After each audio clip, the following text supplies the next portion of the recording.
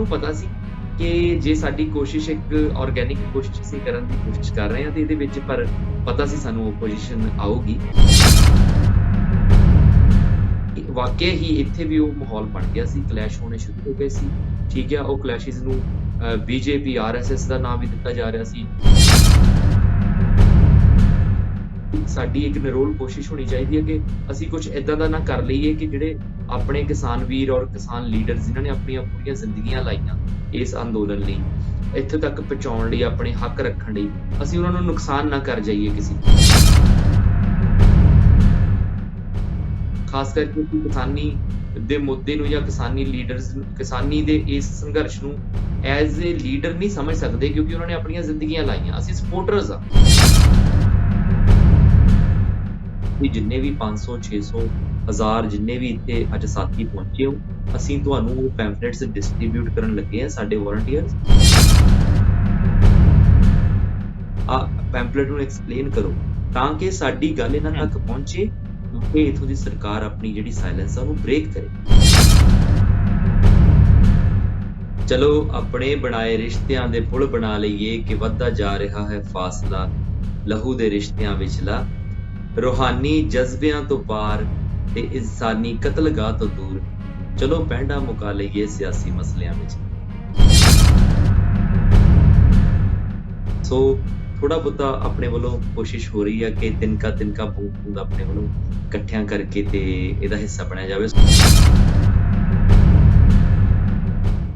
ਜਦੋਂ ਬੰਦੂਕ ਨਾ ਹੋਈ ਉਦੋਂ ਤਲਵਾਰ ਹੋਵੇਗੀ, ਜਦੋਂ ਤਲਵਾਰ ਨਾ ਹੋਈ ਲੜਨ ਦੀ ਲਗਨ ਹੋਵੇਗੀ, ਲੜਨ ਦੀ ਜਾਚ ਨਾ ਹੋਈ ਲੜਨ ਦੀ ਲੋੜ ਹੋਵੇਗੀ। ਅਸੀਂ ਲੜਾਂਗੇ ਸਾਥੀ ਕਿਉਂਕਿ ਲੜਨ ਬਾਝੋਂ ਕੁਝ ਵੀ ਨਹੀਂ ਮਿਲਦਾ।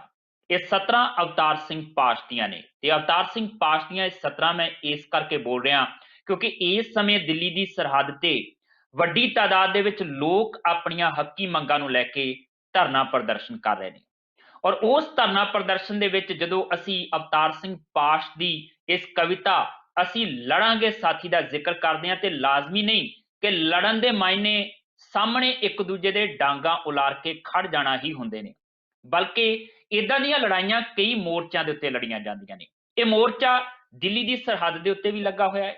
ਇਹ ਮੋਰਚਾ ਦੇਸ਼ ਵਿਦੇਸ਼ ਦੇ ਵਿੱਚ ਵੱਖਰੀਆਂ ਵੱਖਰੀਆਂ ਥਾਵਾਂ ਦੇ ਉੱਤੇ ਲੋਕ ਇਸ ਅੰਦੋਲਨ ਦੇ ਨਾਲ ਇੱਕ ਸੁਰਤਾ ਪ੍ਰਗਟਾ ਕੇ ਵੀ ਲੜਾਈ ਦੇ ਵਿੱਚ ਸ਼ਾਮਲ ਹੋ ਰਹੇ ਨੇ।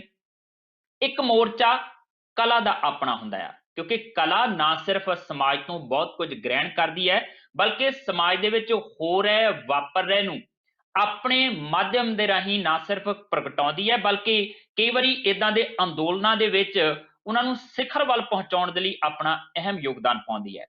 ਔਰ ਇਸੇ ਤਰੀਕੇ ਦੀ ਕਲਾ ਦਾ ਜ਼ਿਕਰ ਅੱਜ ਅਸੀਂ ਟੀਵੀ ਪੰਜਾਬ ਦੇ ਜ਼ਰੀਏ ਕਰਾਂਗੇ ਕਿਉਂਕਿ ਮੈਲਬਨ ਆਸਟ੍ਰੇਲੀਆ ਦਾ ਇੱਕ ਸ਼ਹਿਰ, ਮੈਲਬਨ ਦੇ ਵਿੱਚ ਪਿਛਲੇ ਦਿਨੀ ਇੱਕ ਰੋਸ ਮੁਜ਼ਾਹਰਾ ਕੀਤਾ ਗਿਆ ਕਿਸਾਨ ਅੰਦੋਲਨ ਦੇ ਪੱਖ ਦੇ ਵਿੱਚ, ਜਿਹਦੇ ਵਿੱਚ ਬਕਾਇਦਾ ਰਾਕੇਸ਼ ਟਕੈਤ ਹੋਰਾਂ ਦੀ ਬੇਟੀ ਨੇ ਵੀ ਸ਼ਿਰਕਤ ਕੀਤੀ ਸੀ। ਇਸ ਰੋਸ ਮੁਜ਼ਾਹਰੇ ਦੇ ਦੌਰਾਨ ਮੰਚ ਦੇ ਉੱਤੇ ਇੱਕ ਨੌਜਵਾਨ ਕਲਾਕਾਰ ਲਾਈਵ ਸਕੈਚ ਬਣਾਉਂਦਾ ਆ ਔਰ ਕਲਾ ਦੇ ਮਾਧਿਅਮ ਰਾਹੀਂ ਉਹਨੇ ਨਾ ਸਿਰਫ ਉਸ ਲਾਈਵ ਸਕੈਚ ਦੇ ਰਾਹੀਂ ਬਲਕਿ ਆਪਣੀਆਂ ਵੱਖਰੀਆਂ ਵੱਖਰੀਆਂ ਤਸਵੀਰਾਂ ਦੇ ਰਾਹੀਂ ਇਸ ਅੰਦੋਲਨ ਦੀ ਬਾਤ ਪਾਈ ਹੈ। ਕਿਹੜੀਆਂ ਉਹ ਤਸਵੀਰਾਂ ਨੇ, ਕਿਵੇਂ ਉਸ ਦੀ ਕਲਾ, ਉਸ ਦੀ ਚਿੱਤਰਕਾਰੀ ਇਸ ਅੰਦੋਲਨ ਨਾਲ ਇੱਕਮੁੱਖ ਹੀ ਨਹੀਂ ਹੁੰਦੀ ਬਲਕਿ ਇਸ ਅੰਦੋਲਨ ਦੇ ਮਾਇਨੇ ਜਿਹੜੇ ਨੇ, ਇਸ ਅੰਦੋਲਨ ਦੇ ਜਿਹੜੇ ਸੁਨੇਹੇ ਨੇ ਕਿਵੇਂ ਵਿਸ਼ਵ ਪੱਧਰ ਤੇ ਪਹੁੰਚਾਏ ਜਾ ਰਹੇ ਨੇ ਉਹਨਾਂ ਤਸਵੀਰਾਂ ਦੇ ਰਾਹੀਂ, ਉਸ ਬਾਬਤ ਵਿਸਥਾਰਤ ਗੱਲਬਾਤ ਕਰਾਂਗੇ। ਜੀ ਆਇਆਂ ਕਰਦੇ ਹਾਂ ਚਿੱਤਰਕਾਰ ਕਲਾਕਾਰ ਰਾਜੀ ਮੁਸੱਵਰ ਹੋਰਾਂ ਦਾ। ਰਾਜੀ ਜੀ, ਸਭ ਤੋਂ ਪਹਿਲਾਂ ਤਾਂ ਜੀ ਆਇਆਂ ਕਹਿੰਦੇ ਤੁਹਾਨੂੰ ਟੀਵੀ ਪੰਜਾਬ ਤੇ। ਬਹੁਤ ਸ਼ੁਕਰੀਆ ਜੀ, ਬਹੁਤ ਸ਼ੁਕਰੀਆ ਜਸਵੀਰ ਜੀ ਤੇ ਟੀਵੀ ਪੰਜਾਬ ਦੀ ਸਾਰੀ ਟੀਮ ਨੂੰ ਮੈਂ ਆਪਣਾ ਸਲਾਮ ਪੇਸ਼ ਕਰਦਾ।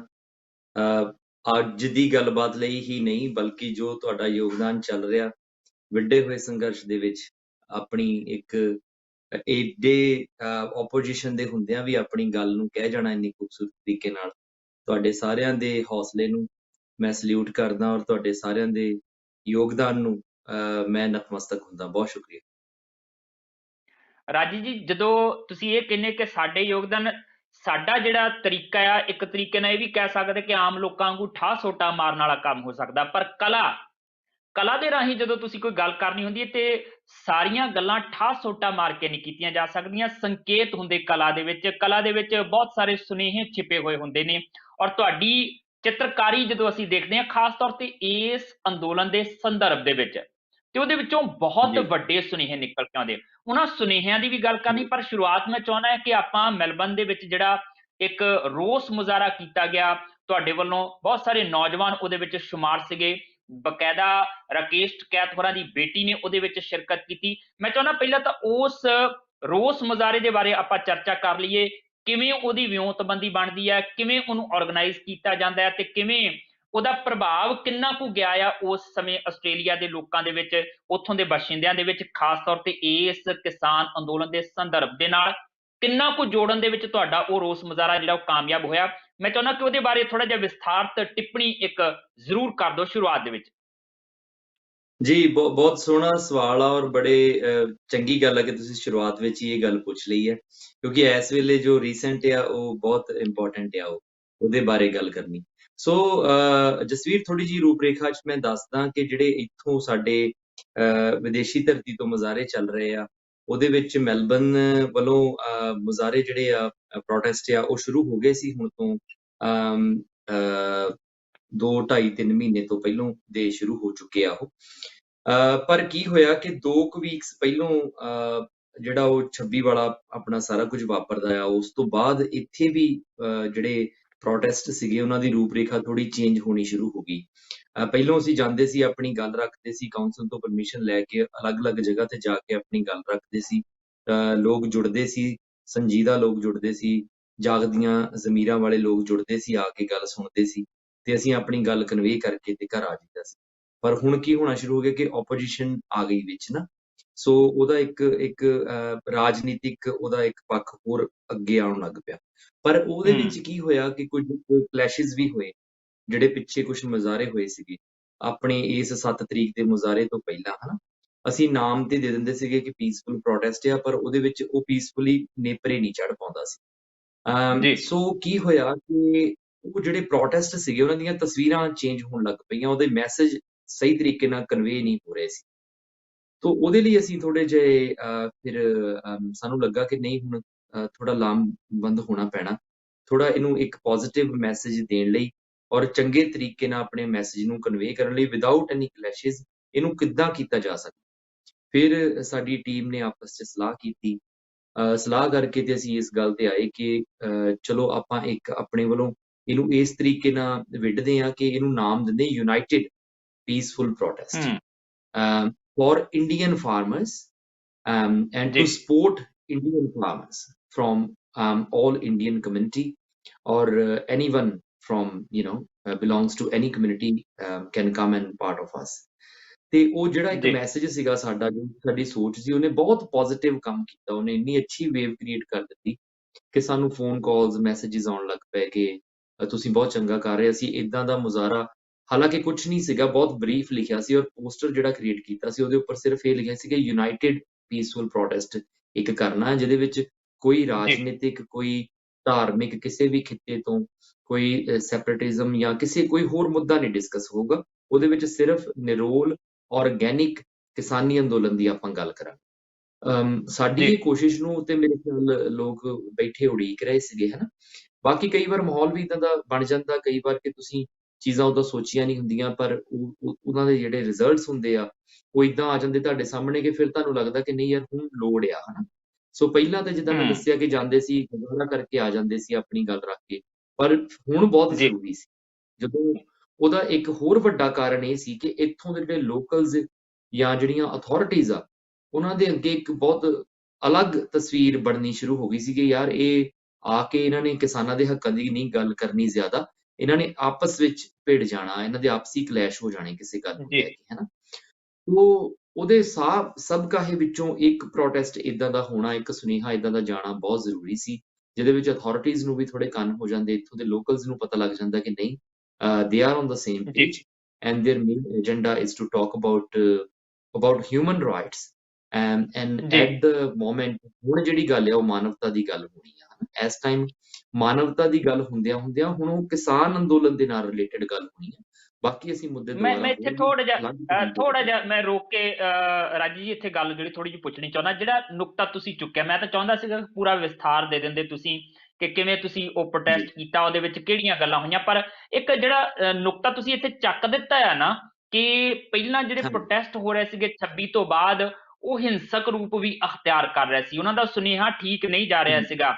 ਕੀ ਇੰਜ ਹੋ ਰਿਹਾ ਜੀ, ਸੀਗਾ? ਕੈਨੇਡਾ ਦੇ ਵਿੱਚ ਵੀ ਇਦਾਂ ਦੀ ਖਬਰ ਨਿਕਲ ਕੇ ਸਾਹਮਣੇ ਆਈ ਕਿ ਕੁਝ ਭਾਜਪਾ ਪੱਖੀ ਜਾਂ ਗਵਰਨਮੈਂਟ ਪੱਖੀ ਜਿਹੜੇ ਇੱਧਰ ਭਾਰਤ ਦੀ ਸਰਕਾਰ ਦੇ ਪੱਖੀ ਜਾਂ ਆਰਐਸਐਸ ਦੇ ਵਿਚਾਰਧਾਰਾ ਵਾਲੇ ਲੋਕਾਂ ਨੇ ਇੱਕ ਪਾਸੇ ਪ੍ਰਦਰਸ਼ਨ ਕਰਨਾ ਸ਼ੁਰੂ ਕੀਤਾ, ਕਿਸਾਨਾਂ ਦੇ ਹੱਕ 'ਚ ਪ੍ਰਦਰਸ਼ਨ ਕਰਨ ਵਾਲੇ ਦੂਜੇ ਪਾਸੇ ਹੋਏ ਤੇ ਉਹਨਾਂ ਦੋਨਾਂ ਧਿਰਾਂ ਦੇ ਵਿੱਚ ਟਕਰਾਅ ਦੀ ਸਥਿਤੀ ਬਣਦੀ ਨਜ਼ਰ ਆਈ। ਕੀ ਇਦਾਂ ਦਾ ਸਾਰਾ ਕੁਝ ਹੋ ਰਿਹਾ ਸੀ ਜਾਂ ਇਹਦੇ ਪਿੱਛੇ ਕਾਰਨ ਕੁਝ ਹੋਰ ਸੀ? ਪਹਿਲਾਂ ਇਹ ਜ਼ਰੂਰ ਦੱਸ ਦਿਓ ਨਾਲ। ਜੀ, ਬਿਲਕੁਲ ਬਹੁਤ ਅਹਿਮ ਸਵਾਲ ਆ ਇਹ, ਬਹੁਤ ਅਹਿਮ ਸਵਾਲ ਆ। ਇਹਦੇ ਵਿੱਚ ਕੀ ਸੀਗਾ ਕਿ ਮੈਂ ਤੁਹਾਨੂੰ ਇੱਕ ਉਦਾਹਰਨ ਦਿੰਦਾ ਹਨਾ। ਉਹ ਉਦਾਹਰਨ ਕੀ ਆ ਕਿ ਜਿਹੜਾ ਅਸੀਂ ਪੋਸਟਰ ਬਣਾਇਆ, ਜਿਹੜਾ ਅਸੀਂ ਪੋਸਟਰ ਰਿਲੀਜ਼ ਕੀਤਾ ਹਨਾ, ਉਹ ਮੈਂ ਤੁਹਾਡੇ ਨਾਲ ਸਾਰਾ ਸ਼ੇਅਰ ਵੀ ਕਰ ਲਾਂਗਾ ਡਾਟਾ। ਜਿਹੜਾ ਅਸੀਂ ਪੋਸਟਰ ਰਿਲੀਜ਼ ਕੀਤਾ, ਉਸ ਪੋਸਟਰ ਦੀ ਜਦੋਂ ਇੱਕ ਵੇਵ ਕ੍ਰੀਏਟ ਹੋ ਗਈ ਕਿ ਲੋਕ ਸਪੋਰਟ ਕਰਨ ਲੱਗ ਪਏ ਹੂੰ। ਹਨਾ, ਉਸ ਪੋਸਟਰ ਨੂੰ ਵਿਗਾੜ ਕੇ ਹੁਣ ਮੈਂ ਕਿਸੇ ਪਾਰਟਿਕੂਲਰ ਸਿਆਸੀ ਪਾਰਟੀ ਦਾ ਨਾਂ ਨਹੀਂ ਲੈ ਸਕਦਾ ਜਾਂ ਮੈਂ ਕਿਸੇ ਇੱਕ ਗਰੁੱਪ ਦਾ ਨਾਂ ਨਹੀਂ ਲੈ ਸਕਦਾ ਜਿਹੜੇ ਜਿਨ੍ਹਾਂ ਲਈ ਹੋਰ ਮੁੱਦੇ ਵੀ ਇਸ ਟਾਈਮ ਤੇ ਜ਼ਿਆਦਾ ਇੰਪੋਰਟੈਂਟ ਆ ਜਾਂ ਓਨਾ ਹੀ ਇੰਪੋਰਟੈਂਟ ਉਹ ਜੀ, ਸਮਝਦੇ ਆ ਕਿ ਜਿੰਨਾ ਕਿਸਾਨ ਅੰਦੋਲਨ ਆ ਹਨਾ। ਪਰ ਇਹ ਗੱਲ ਮੈਂ ਜ਼ਰੂਰ ਕਹਿ ਸਕਦਾ ਕਿ ਉਹ ਪੋਸਟਰ ਜਿਨ੍ਹਾਂ ਨੇ ਕ੍ਰੀਏਟ ਕੀਤਾ, ਜਸਵੀਰ ਜੀ ਹੋਇਆ ਕਿ ਉਹ ਸੇਮ ਆਪਣੇ ਪੋਸਟਰ ਨੂੰ ਚੱਕ ਕੇ ਉਹਦੇ ਉੱਪਰ ਮੈਟਰ ਵੀ ਹੂੰ, ਸੇਮ ਰਹਿਣ ਦਿੱਤਾ, ਬਸ ਉਹਦੇ ਤੋਂ ਜਿਹੜੀਆਂ ਕਿਸਾਨੀ ਅੰਦੋਲਨ ਨਾਲ ਚੀਜ਼ਾਂ ਸੀ ਰਿਲੇਟਡ ਉਹ ਕੱਟ ਕੇ ਤੇ ਸੇਮ ਟਾਈਮ 7 ਫਰਵਰੀ 2021 ਦਿਨ ਐਤਵਾਰ ਸੇਮ ਪਲੇਸ ਜਿੱਥੋਂ ਅਸੀਂ ਸ਼ੁਰੂ ਹੋਣਾ ਸੀ ਔਰ ਜਿੱਥੇ ਅਸੀਂ ਇਹ ਜੀ, ਇਨੀਸ਼ੀਅਲੀ ਅਸੀਂ ਆਰਗੇਨਾਈਜ਼ ਕੀਤਾ ਸੀ ਕਿ ਇੱਕ ਮਾਰਚ ਕਰਨਾ ਆਪਾਂ ਇੱਕ ਜਗ੍ਹਾ ਤੇ ਇਕੱਠੇ ਹੋ ਕੇ ਸਿਟੀ ਦੇ ਇੱਕ ਐਂਡ ਤੋਂ ਇਕੱਠੇ ਹੋ ਕੇ ਦੂਸਰਾ ਐਂਡ ਜਿੱਥੇ ਪਾਰਲੀਮੈਂਟ ਆ ਵਿਕਟੋਰੀਅਨ ਪਾਰਲੀਮੈਂਟ ਉੱਥੇ ਤੱਕ ਜਾਣਾ ਮਾਰਚ ਕਰਕੇ ਨਾ ਜੀ, ਪੀਸਫੁਲੀ ਆਰਗੇਨਾਈਜ਼ਡ ਤਰੀਕੇ ਨਾਲ। ਉਹਦੇ ਵਿੱਚ ਸਾਰੀਆਂ ਇੱਥੋਂ ਦੀਆਂ ਅਥਾਰਟੀਜ਼ ਇਨਵੋਲਵਡ ਸੀਗੀਆਂ, ਪ੍ਰੋਪਰ ਅਪਰੂਵਲਸ ਲੈ ਕੇ ਆਪਾਂ ਕਰ ਰਹੇ ਸੀ, ਬਹੁਤ ਮਤਲਬ ਵਿਉਂਤਬੰਦੀ ਨਾਲ ਆਪਾਂ ਇਹ ਸਾਰਾ ਕੀਤਾ ਸੀ ਕਿਉਂਕਿ ਆਪਣਾ ਮੇਨ ਮਕਸਦ ਹੀ ਇਹ ਸੀਗਾ ਕਿ ਇੱਥੋਂ ਦੀ ਅਥਾਰਟੀਜ਼ ਨੂੰ ਦੱਸਿਆ ਜਾਵੇ ਕਿ ਅਸੀਂ ਪੀਸਫੁਲ ਜੀ, ਤਰੀਕੇ ਨਾਲ ਇੱਕ ਪ੍ਰੋਟੈਸਟ ਕਰ ਰਹੇ ਹਾਂ ਔਰ we are trying to support farmers and human rights. ਉਸ ਤੋਂ ਬਾਅਦ ਕੀ ਹੋਇਆ ਕਿ ਜਦੋਂ ਜਿਹੜਾ ਤੁਹਾਡਾ ਸਵਾਲ ਆ ਉਹਦਾ ਜਵਾਬ ਇਹ ਆ ਕਿ ਉਹ ਸਾਡੇ ਪੋਸਟਰ ਨੂੰ ਅਲੱਗ ਇੱਕ ਸ਼ੇਪ ਦੇ ਕੇ ਅਲੱਗ ਮੈਸੇਜ ਦੇ ਨਾਲ ਜਨਤਕ ਕਰ ਦਿੱਤਾ ਜਾਂਦਾ ਹੈ ਕਿ ਸੇਮ ਜਗ੍ਹਾ ਤੋਂ ਸੇਮ ਟਾਈਮ ਤੇ ਇੱਕ ਅਲੱਗ ਗਰੁੱਪ ਹੋਊਗਾ ਜਿਹੜਾ ਕਿ in support of government of India ਲਈ ਆਊ। ਸੋ ਇੱਥੋਂ ਹੂੰ, ਇਹ ਤੇ ਮਨਸ਼ਾ ਕਲੀਅਰ ਹੋ ਜਾਂਦਾ ਕਿ ਉਹਨਾਂ ਦਾ ਮਨਸ਼ਾ ਜਿਹੜਾ ਆ ਜਾਂ ਉਹਨਾਂ ਦਾ ਜਿਹੜਾ ਇਰਾਦਾ ਆ ਜਾਂ ਗੋਲ ਆ ਜਾਂ ਵਿਜ਼ਨ ਆ ਉਹ ਸਾਡੇ ਵਾਲਾ ਤੇ ਹੈ ਨਹੀਂ ਆ ਜੋ ਸਾਡੀ ਟੀਮ ਦਾ ਸੀ ਜੀ, ਜਾਂ ਕਿਸਾਨ ਬਿੱਲਾਂ ਦੇ ਅਗੇਂਸਟ ਜਾਂ ਕਿਸਾਨਾਂ ਦੇ ਹੱਕਾਂ ਦੇ ਹਿੱਤ ਵਾਲਾ ਤਾਂ ਨਹੀਂ ਸੀ ਹੈਨਾ। ਉਹ ਉਹਨਾਂ ਨੇ ਜੀ, ਕਲੀਅਰ ਕਰਦਾ, ਪਰ ਕਮਾਲ ਦੀ ਗੱਲ ਇਹ ਵੇਖੋ ਕਿ ਉਹ ਪੋਸਟਰ ਦੇ ਉੱਪਰ ਕੋਈ ਨੰਬਰ ਨਹੀਂ ਸ਼ੇਅਰ ਕੀਤੇ ਗਏ। ਜਿੱਦਾਂ ਹੁਣ ਜਿਹੜਾ ਅਸੀਂ ਪੋਸਟਰ ਹੂੰ, ਸੀਗਾ ਅਸੀਂ ਐਜ਼ ਅ ਆਰਗੇਨਾਈਜ਼ਰ ਆਪਣੇ ਆਰਗੇਨਾਈਜ਼ਰਸ ਨੇ ਨੰਬਰ ਪਾਏ ਸੀਗੇ ਹਨਾ, ਪਰ ਉਹ ਪੋਸਟਰ ਉੱਪਰ ਕੋਈ ਨੰਬਰ ਨਹੀਂ ਪਾਇਆ। ਸੋ ਸਾਨੂੰ ਪਤਾ ਸੀ ਕਿ ਜੇ ਸਾਡੀ ਕੋਸ਼ਿਸ਼ ਇੱਕ ਆਰਗੈਨਿਕ ਕੋਸ਼ਿਸ਼ ਅਸੀਂ ਕਰਨ ਦੀ ਕੋਸ਼ਿਸ਼ ਕਰ ਰਹੇ ਹਾਂ ਤੇ ਇਹਦੇ ਵਿੱਚ ਪਰ ਪਤਾ ਸੀ ਸਾਨੂੰ ਓਪੋਜੀਸ਼ਨ ਆਊਗੀ ਕਿਉਂਕਿ ਵਾਕਿਆ ਹੀ ਇੱਥੇ ਵੀ ਉਹ ਮਾਹੌਲ ਬਣ ਗਿਆ ਸੀ, ਕਲੈਸ਼ ਹੋਣੇ ਸ਼ੁਰੂ ਹੋ ਗਏ ਸੀ।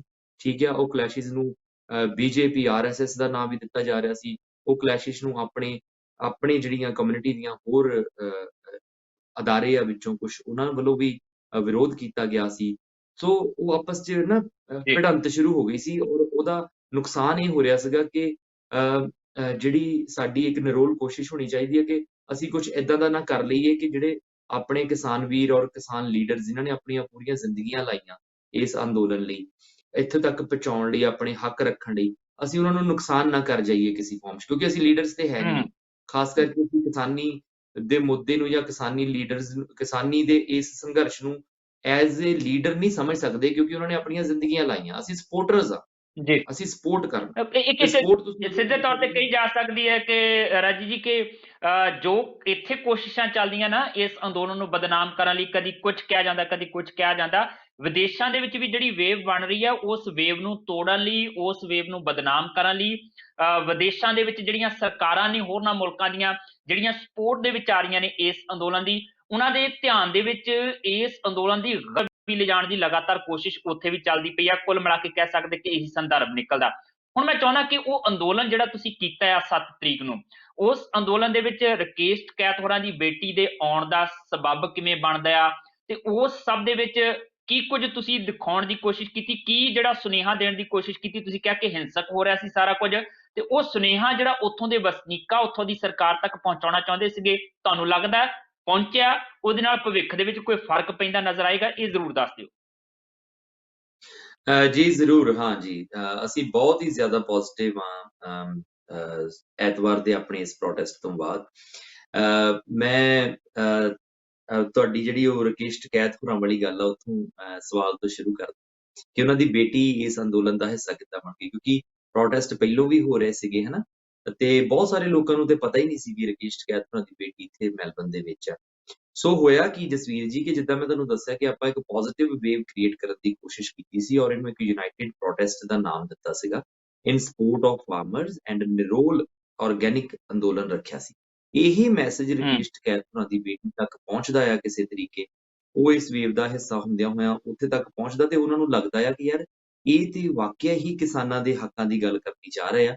ਫਿਰ ਉਹਨਾਂ ਨੇ ਸਾਨੂੰ ਕਿਸੇ ਤਰੀਕੇ ਸੰਪਰਕ ਕੀਤਾ ਔਰ ਉਹਨਾਂ ਨੇ ਸਾਡੇ ਨਾਲ ਇਹ ਗੱਲ ਕਲੀਅਰ ਕੀਤੀ, ਸਾਨੂੰ ਸਵਾਲ ਕੀਤਾ ਕਿ ਕੀ ਵਾਕਿਆ ਹੀ ਇਸ ਮੰਚ ਤੋਂ ਇਕੱਲੇ ਕਿਸਾਨਾਂ ਦੇ ਹੱਕਾਂ ਦੀ ਗੱਲ ਹੋਣੀ ਹੈ ਨਾ, ਜਿਹੜੀ ਕਿ ਬਹੁਤ ਪਹਿਲਾਂ ਨਹੀਂ ਸਾਡੇ ਨਾਲ ਹੋਈ। ਜਿੱਦਾਂ ਅਸੀਂ ਸਿਰਫ ਇੱਕ ਹਫ਼ਤੇ ਦੇ ਡਿਸਟੈਂਸ ਨਾਲ ਇਹ ਕ੍ਰੀਏਟ ਕਰ ਲਿਆ ਸੀਗਾ, ਹਾਂ, ਇਹ ਇਵੈਂਟ। ਤੇ ਸਾਡੇ ਕੋਲ ਉਹਨਾਂ ਦਾ ਜਿਹੜਾ ਸੰਪਰਕ ਆਉਂਦਾ ਆ, ਉਹ ਬਹੁਤ ਚੰਦ ਘੰਟਿਆਂ ਪਹਿਲਾਂ ਹੀ ਆਉਂਦਾ ਆ ਅੰਦੋਲਨ ਦੇ ਹੋਣ ਤੋਂ, ਦਿਨ ਤੋਂ, ਹਨਾ, ਸੰਡੇ ਤੋਂ ਪਹਿਲਾਂ ਕੁਝ ਘੰਟਿਆਂ ਪਹਿਲਾਂ ਹੀ ਆਉਂਦਾ। ਤੇ ਉਹਨਾਂ ਨੂੰ ਵੀ ਇੱਕ ਮਨਸ਼ਾ ਸੀ, ਉਹਨਾਂ ਦੇ ਮਨ 'ਚ ਇੱਕ ਸੀ, ਇੱਕ, ਹਨਾ, ਉਹ ਫੇਅਰ ਸੀਗਾ ਕਿ ਕੀ ਇਹ ਵੀ ਹਿੰਸਕ ਰੂਪ ਨਾ ਲੈ ਜਾਏ, ਇਹ ਵਾਲਾ ਜਿਹੜਾ ਅੰਦੋਲਨ ਆ ਜਾਂ ਇਹ ਜਿਹੜਾ ਪ੍ਰੋਟੈਸਟ ਆ, ਇਹਦੇ ਵਿੱਚ ਵੀ ਇਹ ਨਾ ਹੋਵੇ ਕਿ ਜਿਹੜਾ ਮੇਨ ਮੈਸੇਜ ਆ ਉਹ ਨਾ ਜਾਵੇ ਤੇ ਦੂਸਰੀਆਂ ਗੱਲਾਂ ਆ ਜਾਣ। ਠੀਕ ਆ, ਸੋ ਇਸ ਕਰਕੇ ਅਸੀਂ ਉਹਨਾਂ ਨੂੰ ਇੱਕ ਆਪਣੇ ਵੱਲੋਂ ਬਹੁਤ ਵਧੀਆ ਤਰੀਕੇ ਨਾਲ ਉਹਨਾਂ ਨੂੰ ਔਰ ਇੱਕ ਵਿਸ਼ਵਾਸ ਦੇ ਕੇ ਉਹਨਾਂ ਨੂੰ ਇੱਥੇ ਯਕੀਨ ਦੇ ਨਾਲ ਇੱਥੇ ਬੁਲਾਇਆ ਕਿ ਨਹੀਂ ਜੀ, ਆਹ ਵੇਖੋ, ਇਹ ਸਾਡਾ ਏਜੰਡਾ ਆ, ਇਹ ਸਾਡੀ ਸਟ੍ਰੈਟਜੀ ਹੈ। ਫਿਰ ਗੱਲ ਆਉਂਦੀ ਤੁਹਾਡੇ ਦੂਜੇ ਸਵਾਲ ਦੇ ਜਵਾਬ। ਰਾਕੇਸ਼ ਟਕੈਤ ਹੋਰਾਂ ਦੀ ਬੇਟੀ ਨੂੰ, ਜੋਤੀ ਟਕੈਤ ਹੋਰਾਂ ਜੀ ਨੂੰ ਅਸੀਂ ਕਿੱਦਾਂ ਵਿਸ਼ਵਾਸ ਦਿਵਾ ਸਕਦੇ ਸੀ ਕਿ ਇਹ ਅਲੱਗ ਨਹੀਂ ਆ ਜਾਂ ਇੱਥੇ ਹਿੰਸਾ ਨਹੀਂ ਹੋ ਸਕਦੀ, ਹੈ ਨਾ। ਫਿਰ ਆਉਂਦੀ ਆ ਗੱਲ ਇਸ ਜਿਹੜਾ ਸੀਗਾ ਸਾਡਾ ਪ੍ਰੋਟੈਸਟ, ਉਹਦੀ ਸਟ੍ਰੈਟਜੀ ਦੀ। ਹੁਣ ਮੇਨ ਜਿਹੜੀ ਗੱਲ ਉਹ ਕੀ ਸੀ? ਪ੍ਰੋਟੈਸਟ ਪਹਿਲੋਂ ਵੀ ਹੋਏ, ਠੀਕ ਆ, ਸ਼ਾਂਤਮਈ ਵੀ ਹੋ ਗਏ, ਉਸ ਤੋਂ ਬਾਅਦ ਹਿੰਸਕ ਹੋਣ ਲੱਗ ਪਏ, ਪਰ ਹੁਣ ਕੀ ਸੀਗਾ? ਹੁਣ ਅਸੀਂ ਇਹ ਸੋਚਿਆ ਕਿ ਜਸਵੀਰ ਜੀ, ਜਿਹੜਾ ਮੈਲਬਨ ਸ਼ਹਿਰ ਹੈ ਨਾ, ਪੂਰਾ ਆਸਟ੍ਰੇਲੀਆ ਹੀ ਖਾਸ ਕਰਕੇ, ਪਰ ਮੈਲਬਨ ਸ਼ਹਿਰ ਦੇ ਵਿੱਚ ਕਿਹਾ ਜਾਂਦਾ ਕਿ ਪੀਕ ਆਵਰਸ ਵਿੱਚ ਜਿਹੜੇ, ਜਾਂ ਇੱਕ ਟ੍ਰੇਨ ਦੇ ਵਿੱਚ ਜਾਂ ਸਿਟੀ ਦੇ ਵਿੱਚ, ਮਤਲਬ 150 ਤੋਂ 200 ਭਾਸ਼ਾਵਾਂ ਬੋਲੀਆਂ ਜਾਂਦੀਆਂ ਇੱਕ ਸਮੇਂ ਤੇ। ਸੋ ਇਹ ਸਾਰੀਆਂ ਚੀਜ਼ਾਂ ਸਾਡੇ ਮਨ 'ਚ ਸੀ। ਜਦੋਂ ਤੁਸੀਂ ਸਿਟੀ ਦੇ ਵਿੱਚ ਜਾ ਕੇ, ਔਰ ਸਿਟੀ ਦਾ ਪੂਰਾ ਧੁਰਾ ਜਿਹੜਾ ਫੈਡਰੇਸ਼ਨ ਸਕੁਅਰ ਜਿਹਨੂੰ ਕਿਹਾ ਜਾਂਦਾ, ਉਹਦੀ ਜਿਹੜੀ ਮੇਨ ਸਟੇਜ ਆ, ਉੱਥੋਂ ਜਾ ਕੇ ਤੁਸੀਂ ਜਦੋਂ ਮੈਸੇਜ ਰੱਖਣਾ ਆ, ਤੇ ਉੱਥੋਂ ਦੇ ਲੋਕਲਸ ਵੀ ਹੋਣੇ ਆ, ਉੱਥੋਂ ਦੇ ਵਸਨੀਕ ਵੀ ਹੋਣੇ ਆ। ਸੋ ਸਾਡੀ ਸਟ੍ਰੈਟਜੀ ਸੀ ਜਿਹੜੀ, ਉਹਦੇ ਵਿੱਚ ਕੀ ਕੀਤਾ ਕਿ ਅਸੀਂ ਇਹਨੂੰ ਲੈਂਗੁਏਜ ਦਾ ਬੈਰੀਅਰ ਤੋੜ ਦਿੱਤਾ, ਇੱਕ ਰੀਜਨ ਦਾ ਬੈਰੀਅਰ ਤੋੜ ਦਿੱਤਾ। ਅਸੀਂ ਸੋਚਿਆ ਕਿ ਕਿਉਂ ਨਾ ਮੰਚ ਉੱਤੋਂ ਕੁਛ ਇਹੋ ਜਿਹਾ ਕੀਤਾ ਜਾਵੇ ਜਿਹਦੀ ਲੈਂਗੁਏਜ ਤੁਹਾਨੂੰ ਉਸ ਚੀਜ਼ ਨੂੰ, ਉਸ ਮੈਸੇਜ ਨੂੰ ਸਮਝਣ ਲਈ ਲੈਂਗੁਏਜ ਦੀ ਲੋੜ ਨਹੀਂ ਪੈਂਦੀ। ਤੇ ਉਹ ਆ ਤਸਵੀਰਾਂ, ਹਨਾ, ਜਿਹੜੀਆਂ ਤੁਸੀਂ ਮੇਰੇ ਵੀ ਵੇਖ ਸਕਦੇ ਆ, ਲੱਗੀਆਂ ਹੋਈਆਂ ਕੁਝ ਤਸਵੀਰਾਂ। ਸੋ ਮੈਂ ਸੋਚਿਆ ਕਿ ਇੱਕ ਡੈਮੋਨਸਟ੍ਰੇਸ਼ਨ ਕਰਦੇ ਆ। So at the end of the day ਅਸੀਂ ਅਥਾਰਟੀਜ਼ ਨੂੰ ਬਹੁਤ ਚੰਦ ਘੰਟਿਆਂ ਪਹਿਲਾਂ ਅਸੀਂ ਅਥਾਰਟੀਜ਼ ਨਾਲ ਫਿਰ ਰੀਕਨੈਕਟ ਹੋਏ, ਉਹਨਾਂ ਨੂੰ ਸਾਰਾ ਰੂਪ ਰੇਖਾ ਦੱਸੀ ਕਿ ਇੱਦਾਂ ਸਾਨੂੰ ਆਪੋਜੀਸ਼ਨ ਮਿਲ ਰਹੀ ਆ। ਬਹੁਤ ਸਾਰੇ ਲੋਕ ਜਿਹੜੇ ਉਹ ਸਾਨੂੰ ਆਲਰੇਡੀ ਕਹਿ ਰਹੇ ਕਿ ਤੁਹਾਡਾ ਤਾਂ ਜੀ ਪਲਾਨ ਹਾਈਜੈਕ ਹੋ ਗਿਆ, ਤੁਸੀਂ ਇਹਨੂੰ ਕਰ ਨਹੀਂ ਪਾਓਗੇ, ਤੁਹਾਨੂੰ ਪਤਾ ਨਹੀਂ ਇਹ ਗੱਲ, ਉੱਥੇ ਕਲੈਸ਼ਿਸ ਹੋਣੇ ਆ, they were trying to take us on the back foot, but ਅਸੀਂ ਸੋਚਿਆ ਹੋਇਆ ਸੀਗਾ ਕਿ ਨਹੀਂ, ਸਾਡੇ ਕੋਲ ਇੱਕ ਬਹੁਤ ਅੱਛੀ ਸਟ੍ਰੈਟਜੀ ਆ, ਜਿਹਨੂੰ ਕਹਿੰਦੇ ਹੁੰਦੇ ਕਿ ਉਹ ਮਤਲਬ ਹੁਕਮ ਦਾ ਯੱਕਾ ਅਸੀਂ ਚੁਣ ਕੇ ਰੱਖਿਆ ਹੋਇਆ ਸੀ। ਸੋ ਅਸੀਂ ਕੀ ਕੀਤਾ ਕਿ ਅਸੀਂ ਉੱਥੇ ਤਸਵੀਰ ਡੈਮੋਨਸਟ੍ਰੇਟ ਕਰਨ ਦੀ ਪਲਾਨ ਕਰ ਲਿਆ। ਬੱਚਿਆਂ ਨੂੰ ਇੱਕ ਖੜੇ ਪੈਰ ਇੱਕ ਨਾਟਕ, ਟੀਮ ਦੇ ਮੈਂਬਰਸ ਨੇ ਇੱਕ ਨਾਟਕ ਤਿਆਰ ਕਰਾਇਆ। ਉਹ ਇੱਧਰ ਦੇ ਜੰਪਲ ਬੱਚੇ ਨੇ, ਇੰਗਲਿਸ਼ ਦੇ ਵਿੱਚ, ਨਾਲ ਉਹਨਾਂ ਦੇ ਆਪ ਰਲੇ ਵੱਡੇ ਕਰੈਕਟਰਸ, ਹਨਾ, ਉਹਨਾਂ ਦਾ ਇੱਕ ਨਾਟਕ ਤਿਆਰ ਕਰਾਇਆ ਗਿਆ। ਕੁਛ ਔਨ ਦਾ ਸਪੌਟ ਉੱਥੇ ਪੋਇਮ ਜਿਹੜੇ ਬੋਲਣੇ ਚਾਹੁੰਦੇ ਸੀ ਬੁਲਾਰੇ, ਉਹਨਾਂ ਕੋਲੋਂ ਪੋਇਮ ਬੁਲਾਈਆਂ ਗਈਆਂ। ਸੋ ਕੀ ਹੋਇਆ ਕਿ ਸਭ ਕਾਹੇ ਦਾ ਜਿਹੜਾ ਸਿੱਟਾ ਸੀ ਉਹ ਬਹੁਤ ਪੋਜ਼ਿਟਿਵ ਹੋਇਆ। ਉਹ ਪੋਜ਼ਿਟਿਵ ਏਦਾਂ ਹੋਇਆ ਕਿ ਉੱਥੇ ਸਾਡੇ ਨਾਲ ਉੱਥੋਂ ਦੇ ਲੋਕਲਸ ਜੁੜ ਗਏ, ਹੈਨਾ, ਕੁਝ ਇੱਥੋਂ ਦੇ ਬੌਰਨ ਬ੍ਰੌਟ ਅਪਸ ਜਿਹੜੇ ਬਹੁਤ ਸਾਰੇ ਪ੍ਰੋਟੈਸਟ ਪਹਿਲੋਂ ਵੀ ਕਰਦੇ ਰਹੇ ਆ। ਉਹਨਾਂ ਵਿੱਚ ਇੱਕ ਲੇਡੀ ਆ, ਉਹਦਾ ਮੈਂ ਨਾਮ ਵੀ ਲੈਣਾ ਵੋਂਟ ਹੈਜ਼ੀਟੇਟ, ਉਹਦਾ ਨਾਮ ਸੂ ਆ। ਸੂ ਜਿਹੜੀ ਸੀ, ਉਹ ਥੱਲੇ ਖੜੀ ਸੀ ਜਦੋਂ ਅਸੀਂ ਸ਼ੁਰੂ ਕਰਨ ਲੱਗੇ ਸੀ। ਸਾਡੇ ਮੰਚ ਦਾ ਕੋਈ ਮੰਚ ਸੰਚਾਲਕ ਨਹੀਂ ਸੀ ਉਸ ਸਟੇਜ, ਉਹ ਜੀ ਸਟੇਜ ਸਾਰਿਆਂ ਦੀ ਸੀ। ਇਹ ਅਸੀਂ ਸਾਰੀਆਂ ਚੀਜ਼ਾਂ ਪਹਿਲਾਂ ਹੀ ਕਰ ਲਈਆਂ ਸੀ, ਕਿਉਂਕਿ ਇੱਥੇ ਬਹੁਤ ਸਾਰੇ ਲੋਕਾਂ 'ਚ ਸ਼ਾਇਦ ਇਹ ਵੀ ਚੀਜ਼ਾਂ ਕਿ ਯਾਰ ਮੈਂ ਜਾ ਕੇ ਉਹ ਸਟੇਜ ਸਾਂਭ ਲਾਂਗਾ, ਜਾਂ ਮੈਂ ਉੱਥੋਂ ਸਟੇਜ ਦੇ ਜ਼ਰੀਏ ਮੈਂ ਹਾਈਲਾਈਟ ਹੋ ਜਾਵਾਂਗਾ ਜਾਂ ਕੁਛ ਏਦਾਂ ਦਾ ਨਾ। ਸੋ ਇਹ ਹੂੰ ਸਟੇਜ ਕਿਸੇ ਦੀ ਪਰਸਨਲ ਸਟੇਜ ਨਹੀਂ ਸੀ, ਇਹ ਸਟੇਜ ਨਿਰੋਲ ਸਟੇਜ ਜੀ ਸੀ ਔਰ ਕਿਸਾਨਾਂ ਦੇ ਲਈ ਸੀ। ਔਰ ਮੈਨੂੰ ਇੱਕ ਦੋ ਜਣਿਆਂ ਨੇ ਚੱਲਦੀ ਸਟੇਜ ਤੇ ਵੀ ਇਹ ਕਿਹਾ ਕਿ ਆਪਾਂ ਕਿਉਂ ਨਾ ਇੱਕ ਜਣੇ ਨੂੰ ਇੱਕ ਕੁਛ ਚਾਰਜ ਦੇ ਦਈਏ, ਤੇ ਉਹ ਮੈਂ ਕਿਹਾ ਨਹੀਂ, ਜਿੱਦਾਂ ਸਟੇਜ ਚੱਲ ਜੀ ਰਹੀ ਹੈ ਉਹਨੂੰ ਜੀ ਖੂਬਸੂਰਤੀ ਨਾਲ ਏਦਾਂ ਹੀ ਚੱਲਣ। ਸੋ ਉਹ ਜਿਹੜੀ ਸਿਊ ਸੀ, ਮੈਂ ਉੱਤੇ ਆਉਣਾ, ਸਿਊ ਨੂੰ ਮੈਂ ਜਾ ਕੇ ਰਿਕੁਐਸਟ ਕੀਤੀ, ਉਹਨੇ ਇੱਕ ਸਟ੍ਰੋਜ਼ ਜੋੜ ਕੇ ਤੇ ਆਪ ਹੀ ਲਿਖ ਕੇ ਇੱਕ ਵਾਈਟ ਪੇਪਰ ਦੇ ਉੱਤੇ A4 ਦੇ ਸਾਈਜ਼ ਤੇ ਉਹਨੂੰ ਥੋੜਾ ਕਲਰ ਕਰਕੇ ਬੜਾ ਕ੍ਰੀਏਟਿਵ ਉਹਨੇ ਇੱਕ ਨਾ ਫਲੈਗ ਤਿਆਰ ਕੀਤਾ ਹੋਇਆ ਜੀ ਸੀਗਾ ਫਾਰਮਰਸ ਦੀ ਸਪੋਰਟ ਵਿੱਚ। ਤੇ ਮੈਂ ਉਹਨਾਂ ਨੂੰ ਸੂ ਨੂੰ ਰਿਕੁਐਸਟ ਕੀਤੀ ਕਿ would you like to come on the stage and have few words. ਉਹ ਕਹਿੰਦੀ ਯੈਸ, ਵਾਈ ਨਾਟ। ਉਹ ਆਈ ਜੀ, ਪਤਾ ਲੱਗਾ ਕਿ ਉਹ ਐਕਸ ਕਾਉਂਸਲਰ ਵੀ ਰਹਿ ਚੁੱਕੀ ਆ ਔਰ ਉਹ ਬਹੁਤ ਆਪਣੇ ਹੂੰ ਸ਼ੀ ਵਾਜ਼ ਮਿਡਲ ਏਜਡ ਹੈ ਨਾ, ਤੇ ਉਹ ਆਪਣੇ ਬਹੁਤ ਯੂਥ ਡੇਜ਼ ਵਿੱਚ ਤੋਂ ਬਹੁਤ ਸਾਰੇ ਪ੍ਰੋਟੈਸਟ ਨਾਲ ਜੁੜੀ ਹੋਈ ਹੈ। ਸੋ ਜੀ ਉਦੋਂ ਉਹਨੂੰ ਕੁਝ ਨਹੀਂ ਪਤਾ ਸੀਗਾ ਕਿ ਇੱਥੇ ਕੀ ਹੋਣਾ, ਡੈਮੋਨਸਟ੍ਰੇਸ਼ਨਸ ਹੋਣੀਆਂ, ਆਰਟ ਵਰਕ ਹੋਣੇ ਆ, ਪਰ ਉਹ ਥਰੂ ਆਊਟ ਦਾ ਪ੍ਰੋਟੈਸਟ ਸਾਡੇ ਨਾਲ ਰਹੀ ਉਹ ਲੇਡੀ, ਹੈ ਨਾ। ਉਸ ਤੋਂ ਬਾਅਦ ਮੈਨੂੰ ਜਸਵੀਰ ਜੀ ਉਹਦਾ ਫੋਨ ਆਉਂਦਾ ਹੈ ਲੇਡੀ ਦਾ, ਉਸ ਪ੍ਰੋਟੈਸਟ ਤੋਂ ਬਾਅਦ, ਔਰ ਉਹ ਮੈਨੂੰ ਕਾਲ ਕਰਕੇ ਜੀ ਬਹੁਤ ਮੁਬਾਰਕਬਾਦ ਦਿੰਦੀ ਔਰ ਮੈਨੂੰ ਕਹਿੰਦੀ ਕਿ ਤੂੰ ਮੈਨੂੰ ਅੱਜ ਤੁਹਾਡੇ ਜਿਹੜੇ ਪ੍ਰੋਟੈਸਟ ਦਾ ਜਿਹੜਾ ਵੇ ਸੀਗਾ ਉਹਨੇ ਮੈਨੂੰ ਬੜਾ ਕੁਝ ਯਾਦ ਕਰਾਇਆ। ਮੈਂ ਉਹਨੂੰ ਪੁੱਛਦਾ ਜੀ ਕਿਵੇਂ। ਉਹ ਮੈਨੂੰ ਦੱਸਦੀ ਹੈ ਕਿ ਜਿਹੜੀ ਤੁਸੀਂ ਤਸਵੀਰ ਬਣਾਈ ਉੱਥੇ ਡੈਮੋਨਸਟ੍ਰੇਟ ਕੀਤੀ, ਜਿਹਦੇ ਵਿੱਚੋਂ ਸਰਕਾਰ ਦੀਆਂ ਨੀਤੀਆਂ ਤੇ ਜਿਹੜੀ ਪੀਸਫੁਲ ਤਰੀਕੇ ਨਾਲ ਆਪਣੇ ਕਿਸਾਨ ਭਾਈ ਉੱਥੇ ਬੈਠੇ ਪ੍ਰੋਟੈਸਟ ਕਰ ਰਹੇ ਆ, ਉਹ ਪੂਰਾ ਉਹਦਾ ਪੂਰੀ ਇੱਕ ਝਲਕ ਉਸ ਤਸਵੀਰ ਵਿੱਚ ਆ ਗਈ ਸੀ, ਸਿਮਟ ਗਈ ਸੀ। ਜੀ ਉਹ ਮੈਨੂੰ ਕਹਿੰਦੀ ਕਿ ਇਹ ਜਿਹੜੀ ਆਰਟ ਦੇ ਤੁਸੀਂ ਆਰਟ ਨੂੰ ਡੈਮੋਨਸਟ੍ਰੇਟ ਕਰਕੇ ਅੱਜ ਆਪਣਾ ਪ੍ਰੋਟੈਸਟ ਦਾ ਹਿੱਸਾ ਬਣਾਇਆ ਨਾ, ਇਹ ਆਸਟ੍ਰੇਲੀਆ ਦੇ ਜਿਹੜੇ ਬਹੁਤ ਸਾਲਾਂ ਪਹਿਲਾਂ ਜਿਹੜੇ ਪ੍ਰੋਟੈਸਟ ਹੁੰਦੇ ਸੀ, ਉਹਦਾ ਇੱਕ ਬਹੁਤ ਅਹਿਮ ਹਿੱਸਾ ਹੁੰਦਾ ਸੀ। ਹੌਲੀ-ਹੌਲੀ ਉਹ ਚੀਜ਼ਾਂ ਜੀ ਫੇਡ ਆਊਟ ਹੋ ਗਈਆਂ, ਹਨਾ, ਆਰਟ ਜਿਹੜਾ ਉਹ 'ਚੋਂ ਫੇਡ ਹੂੰ ਆਊਟ ਹੋ ਗਿਆ ਪ੍ਰੋਟੈਸਟ। ਪਰ ਉਹਨੇ ਸਾਨੂੰ ਮੁਬਾਰਕਬਾਦ ਦਿੱਤੀ ਕਿ ਤੁਸੀਂ ਅੱਜ ਇਹ ਦੁਬਾਰਾ ਸ਼ੁਰੂਆਤ ਕਰ ਦਿੱਤੀ ਹੈ ਇਸ ਮੰਚ ਤੋਂ, ਕਿ ਤੁਸੀਂ ਆਰਟ ਜ਼ਰੀਏ ਔਰ ਇਹਨੂੰ ਕਿਸੇ ਲੈਂਗੁਏਜ ਦਾ ਬੈਰੀਅਰ ਨਹੀਂ ਰਹਿਣ ਦਿੱਤਾ। ਲੋਕ ਉੱਥੇ ਬੈਠੇ ਸਾਡੇ ਨਾਲ ਜੁੜ ਗਏ ਹਨ, ਜਿਹੜੇ ਜੀ ਕਿਉਂਕਿ ਉਹ ਵੀਕਐਂਡ ਲਈ ਇੱਕ ਬਹੁਤ ਖਾਸ ਸਪੌਟ ਆ। ਮੈਂ ਆਪਣੀ ਟੀਮ ਨੂੰ ਨਾਲ ਦੀ ਨਾਲ ਅਸੀਂ ਇੱਕ ਗੱਲ ਕੀਤੀ ਸੀਗੀ ਕਿ ਯਾਰ ਇਹ ਗੱਲ ਖਿਆਲ 'ਚ ਰਹੇ ਕਿ ਇਹ ਸਿਟੀ ਦਾ, ਮੈਲਬਰਨ ਸਿਟੀ ਦਾ ਬਹੁਤ ਪਿਆਰਾ ਸਪੌਟ ਆ। ਆਪਾਂ ਇੱਥੋਂ ਦਾ ਡੈਕੋਰਮ ਵੀ ਮੇਨਟੇਨ ਕਰਨਾ ਆ। ਇੱਥੋਂ ਦੀ ਜਿਹੜੀ ਪੁਲਿਸ ਇਵੈਂਟ ਪੁਲਿਸ ਜਿਹੜੀ ਮੈਨੇਜਮੈਂਟ ਹੁੰਦੀ ਉਹ ਵੀ ਸਾਡੇ ਨਾਲ ਆ। ਉਹ ਵੀ ਆਪਣੇ ਜੀ ਚਿਹਰੇ ਤੇ ਮੁਸਕਰਾਹਟ ਲੈ ਕੇ ਵਾਪਸ ਜਾਣ ਤੇ ਆਪਣਾ ਮੈਸੇਜ ਵੀ ਲੈ ਕੇ ਜਾਣ, ਔਰ ਬਿਲਕੁਲ ਉਹ ਇਹ ਗੱਲ ਕਨਵੇ ਕਰ ਸਕਣ ਕਿ ਨੋ, ਏਦਾਂ ਹੀ ਨਹੀਂ ਹੈ ਕਿ ਹੁਣ ਕਲੈਸ਼ ਹੀ ਹੋ ਰਹੇ ਆ ਪ੍ਰੋਟੈਸਟ ਵਿੱਚ, ਦੇਖੋ। So try to we put all efforts, and art and medium of art was the main stream of this protest, ਜਿਹਨੇ ਸਾਨੂੰ ਫਰੰਟ ਫੁੱਟ ਤੇ ਲਿਆ ਕੇ ਖੜਾ ਕਰਤਾ ਔਰ ਸਾਡੇ ਮੈਸੇਜ ਬਹੁਤ ਖੂਬਸੂਰਤ ਤਰੀਕੇ ਨਾਲ ਗਏ ਔਰ ਸਾਨੂੰ ਬੜੀ ਅੱਛਾ ਰਜ ਖੂਬਸੂਰਤੀ ਜੀ, ਬਹੁਤ ਇੱਕ ਚੀਜ਼ ਬਹੁਤ ਮਹੱਤਵਪੂਰਨ ਹੈ, ਮੈਨੂੰ ਲੱਗਦਾ ਕਿ ਸੰਜੀਦਾ ਲੋਕ, ਸਿਆਣੇ ਲੋਕ ਹੀ ਇਹ ਚੀਜ਼ਾਂ ਕਰਦੇ ਨੇ ਕਿ ਜੇ ਕਿਤੇ ਗੱਡੀ ਗਲਤ ਟਰੈਕ ਵੱਲ ਜਾ ਰਹੀ ਹੈ ਤੇ ਉਹਨੂੰ ਸੰਭਾਲ ਕੇ ਸਹੀ ਟਰੈਕ ਤੇ ਲੈ ਕੇ ਆਉਣਾ। ਜੇ ਆਸਟ੍ਰੇਲੀਆ ਦੇ ਵਿੱਚ ਅੰਦੋਲਨਾਂ ਦੀ ਰੂਪ-ਰੇਖਾ ਵਿਗਾੜੀ ਜਾ ਰਹੀ ਸੀ, ਇਸ ਅੰਦੋਲਨ ਦੀ ਰੂਪ-ਰੇਖਾ ਵਿਗਾੜਨ ਦੀ ਕੋਸ਼ਿਸ਼ ਕੀਤੀ ਜਾ ਰਹੀ ਸੀ, ਦਿੱਖ ਵਿਗਾੜਨ ਦੀ ਕੋਸ਼ਿਸ਼ ਕੀਤੀ ਜਾ ਰਹੀ ਸੀ, ਤੇ ਤੁਹਾਡੀਆਂ ਕੋਸ਼ਿਸ਼ਾਂ ਦੇ ਬਸ਼ਰਤੇ ਜਿਹੜੀ ਆ ਉਹ ਦੁਬਾਰਾ ਫਿਰ ਲੀਹ ਤੇ ਆਉਂਦੀ ਚੀਜ਼ ਨਜ਼ਰ ਆ ਰਹੀ ਹੈ। ਇੱਕ ਜਿਹੜੀ ਤੁਸੀਂ ਗੱਲ ਜੀ ਕੀਤੀ ਕਿ ਜੋ ਪ੍ਰਦਰਸ਼ਨ ਕੀਤਾ ਤੁਸੀਂ ਚਿੱਤਰਕਲਾ ਦਾ, ਉਸ ਪ੍ਰਦਰਸ਼ਨ ਦੇ ਦੌਰਾਨ ਸਟੇਜ ਦੇ ਉੱਤੋਂ, ਉਹਦੀ ਗੱਲ ਕਰ ਲਈ, ਜਾਂ ਮੈਂ ਤੁਹਾਡੀ ਪਿੱਠ ਭੂਮੀ ਦੇ ਵਿੱਚ ਇੱਕ ਇੱਥੇ ਪਿਛੋਕੜ ਦੇ ਵਿੱਚ ਪਈ ਆ ਤਸਵੀਰ ਰਕੇਸ਼ ਟਕੈਤ ਹੋਰਾਂ ਦੀ, ਜਦੋਂ ਉਹ ਰੋਏ ਸੀ, ਉਸ ਵੇਲੇ ਨੂੰ, ਉਸ ਵਕਤ ਨੂੰ ਚਿੱਤਰਿਤ ਕਰਦੀ ਹੈ ਤਸਵੀਰ। ਇਸ ਤਸਵੀਰ ਦੇ ਵਿੱਚ ਇਕੱਲਾ ਰਕੇਸ਼ ਟਕੈਤ, ਉਹਨਾਂ ਦੇ ਹੰਝੂ ਜਾਂ ਬੇਬਸੀ ਉਹਨਾਂ ਦੀ ਨਜ਼ਰ ਨਹੀਂ ਆ ਰਹੀ, ਬਲਕਿ ਇਹਦੇ ਵਿੱਚ ਦੋ ਚੀਜ਼ਾਂ ਹੋਰ ਮੈਂ ਦੇਖ ਰਿਹਾ, ਦੋ ਨਕਸ਼ੇ ਮੈਨੂੰ ਨਜ਼ਰ ਆ ਰਹੇ ਨੇ।